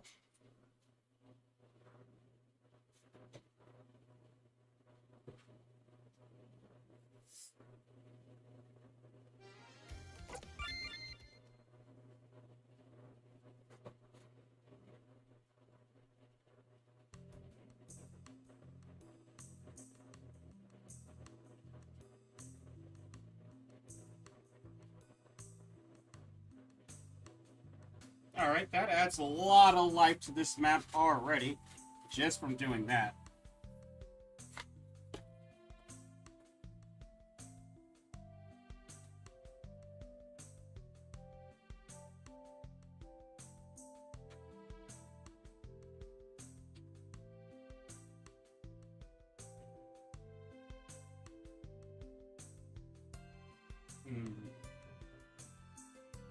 I can already see, just in this map alone, they already need optimizations, and I'm not even doing much on this map in the first place to warrant, like, random, like, stutters. The random stutters that I'm seeing just walking around in a circle.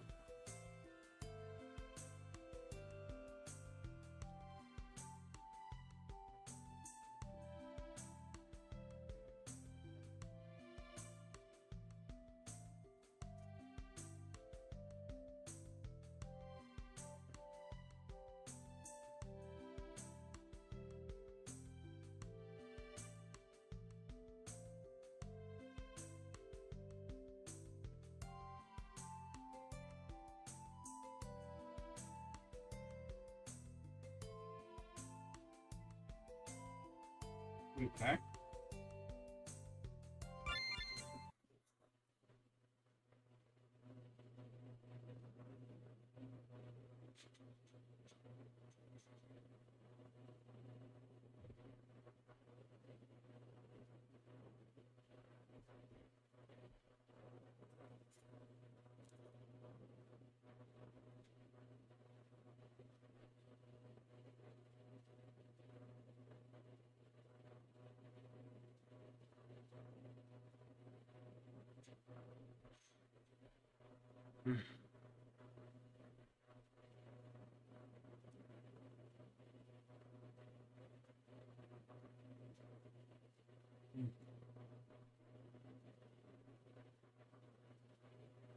Oh, man.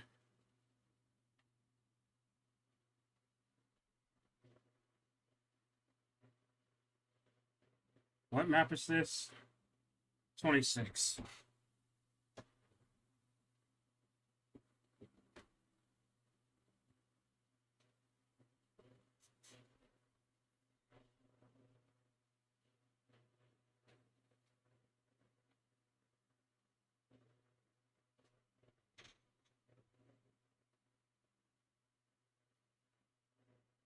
Well, I'm gonna need you.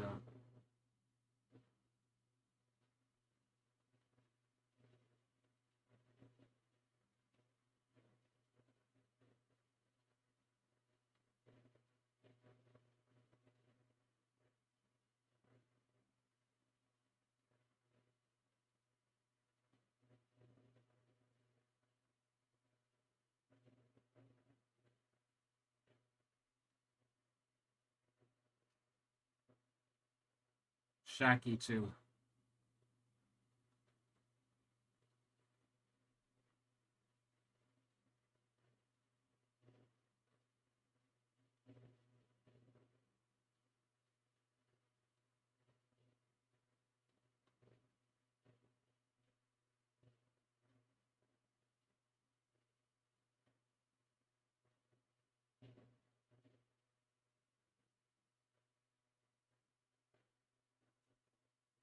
So, how is your day?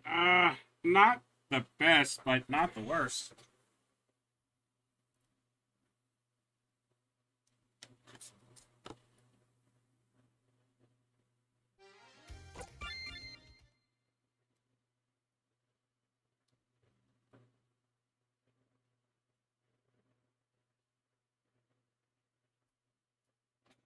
Hmm.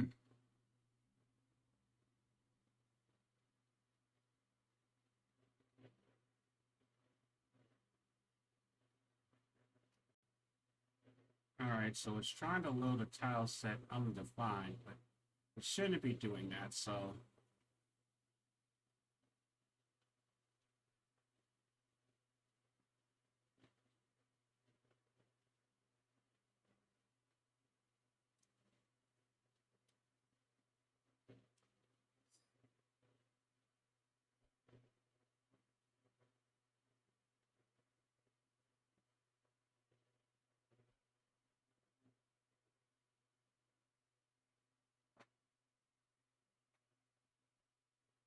Alright, how was your day, Nini? How was your day?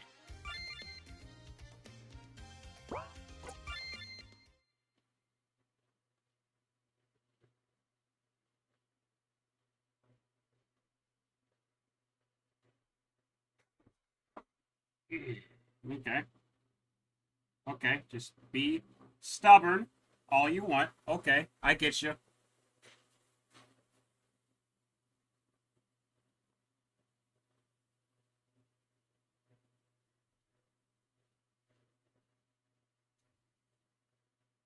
Don't do that for doodads, but oh yeah, definitely do that for that one.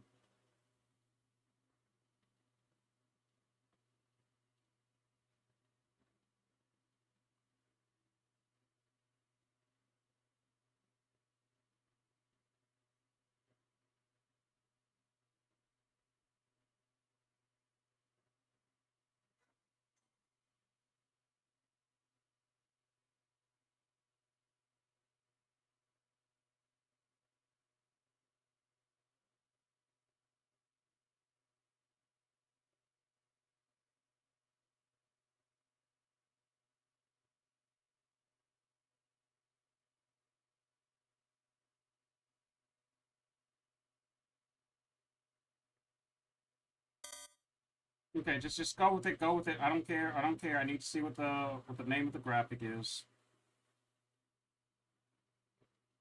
Sunlight 01B.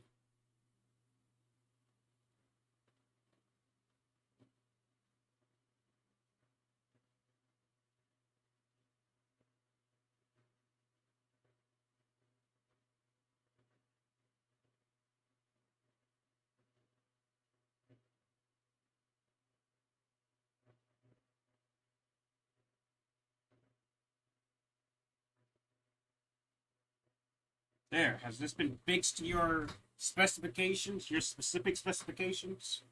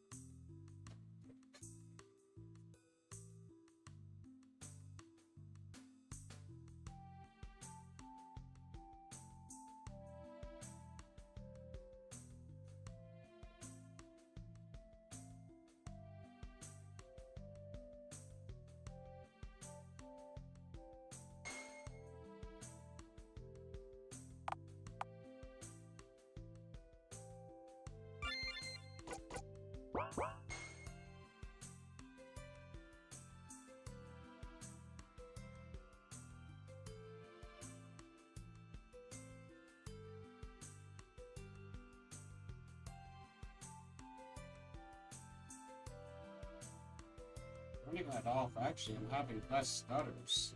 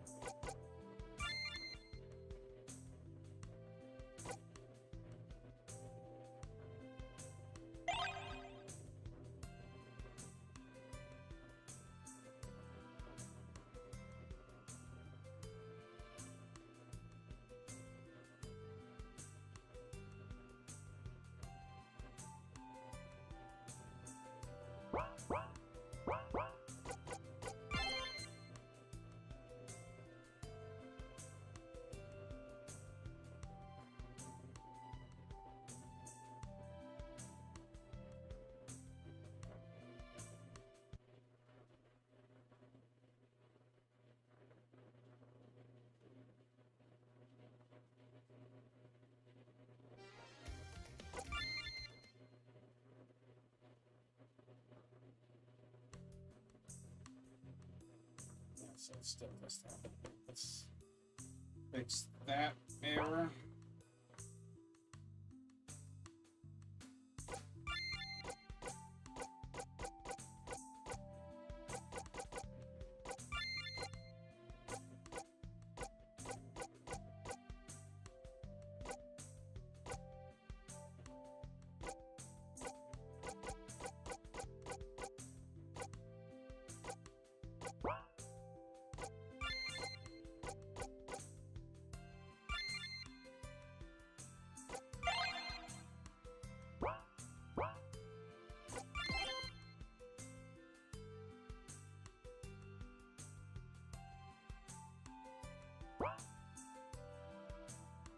Oh my god, you take like every single time I do something, you gotta be like,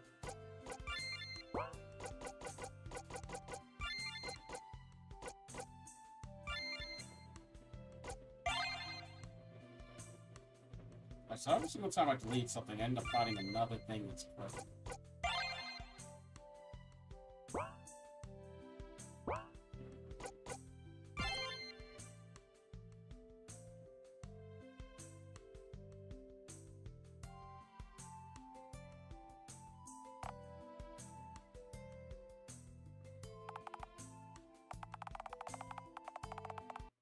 Alright, so everything else seems to be working just fine.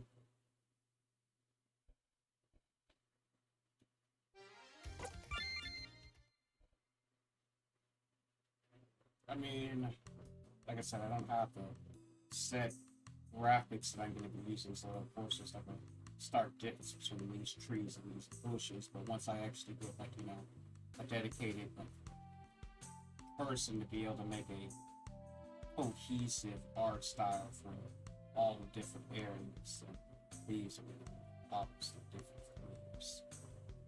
It's more of a placeholder than anything else.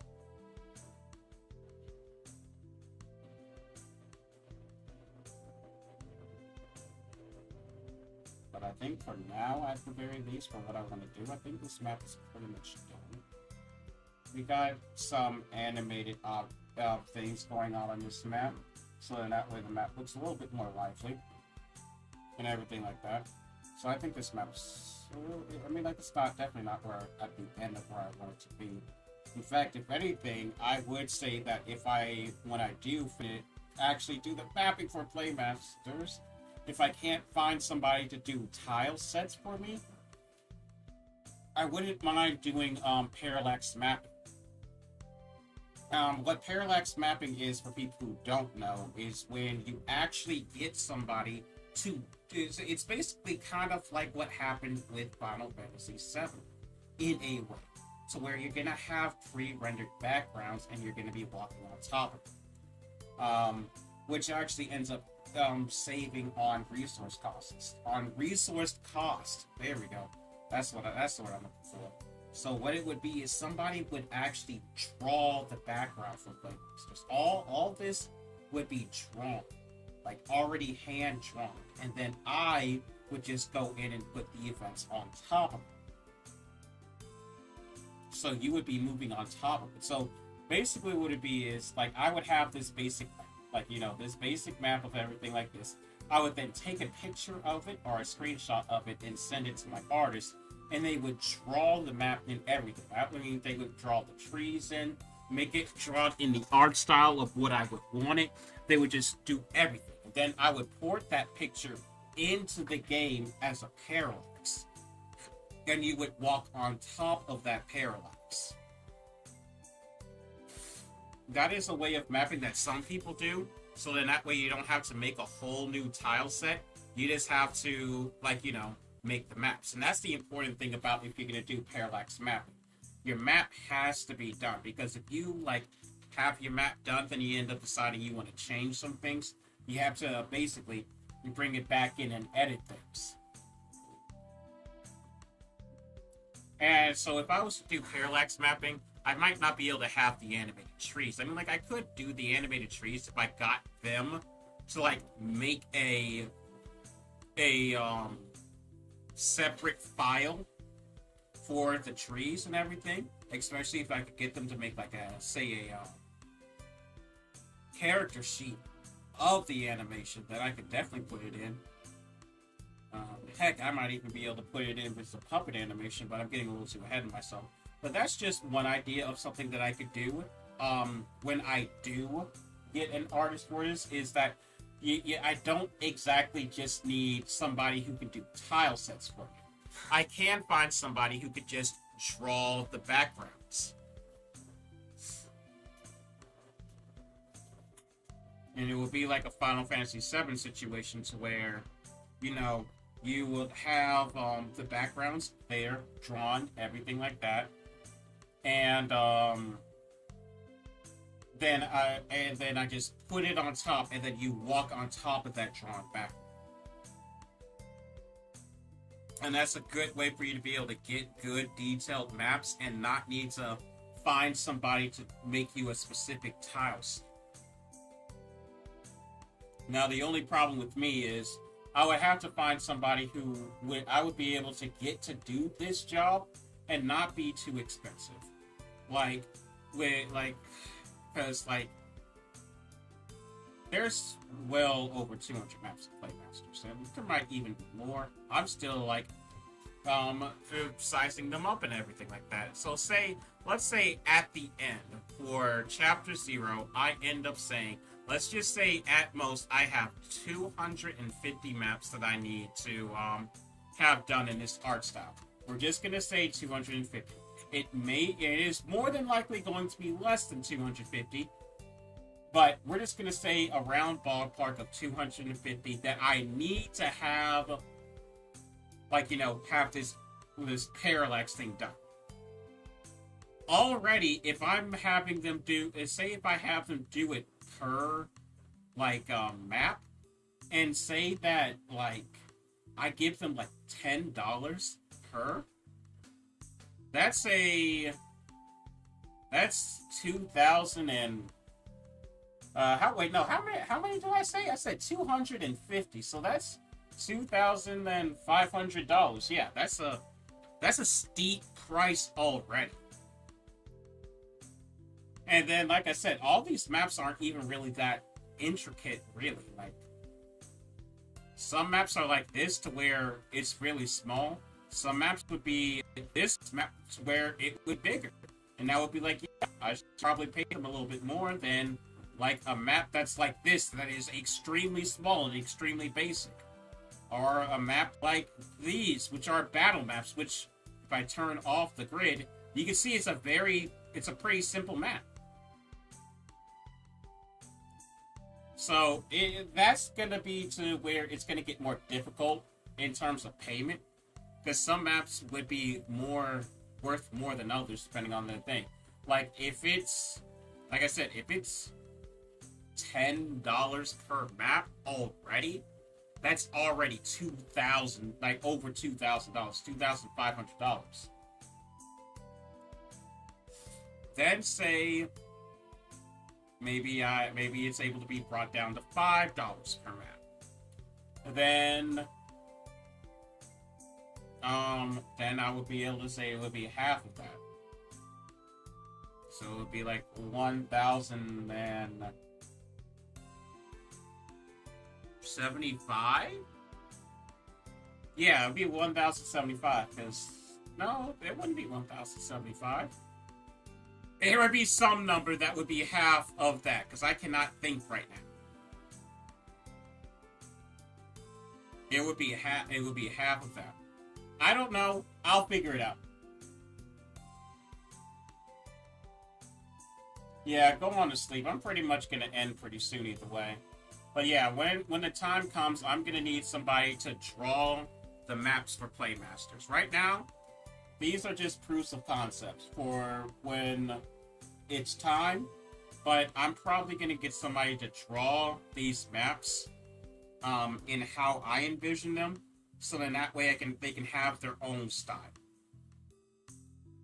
I'm probably not gonna, I'm gonna be honest, I'm probably not gonna be able to pay somebody to do puppet animations for Playmasters, and within a timely manner. I do want to be able to get puppet animations, but I'm probably not gonna be able to get them. So it's either I'm gonna have to go in one or two ways. I'm either gonna get a puppet animation, or a puppet animator or I'm gonna get a spriter. It's gonna be one of the two. The puppet animator, they would have to then make. Well, I would provide them with the rig.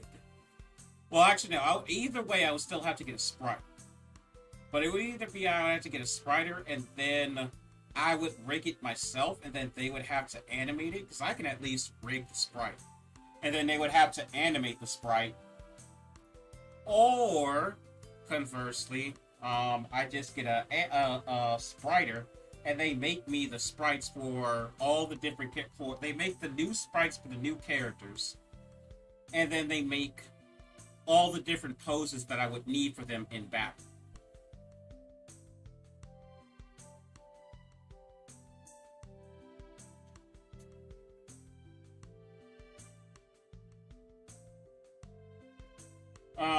But yeah, I'll figure more on about that later. But those are the main artists that I basically need. I need a map artist, and I need a spriter. Because I don't want to use, like, these sprites. I don't want to keep using those. But I need a spriter to be able to make the sprites, their own. And then to be able to put them in all the different poses that I need.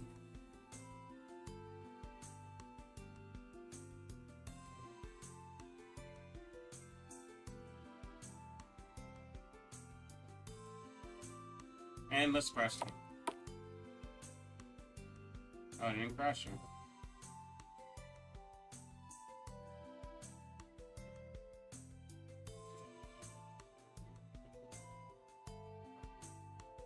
I can do that. Eventually I'll find somebody to do it. Well, that's going to be the end of the stream for tonight. Like I said before, I'm not going to do these streams anymore until I actually have, like, more substantial things to be able to show.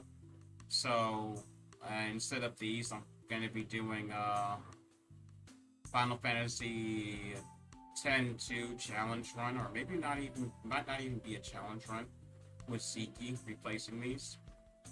And then weeks where I actually have a lot of stuff done and I can show off a lot of stuff, then those will be the weeks that I actually do a Playmaster stream. Thank you all who came for coming. Seriously, thank you all. And next stream will be on Tuesday, where I will be playing what's it called? Dark Souls. I'll be playing Dark Souls 3 with friends. Next week is an Among Us week, so do look forward to that. And other than that, I hope you all have a fantastic day or night, depending on where you are in the world.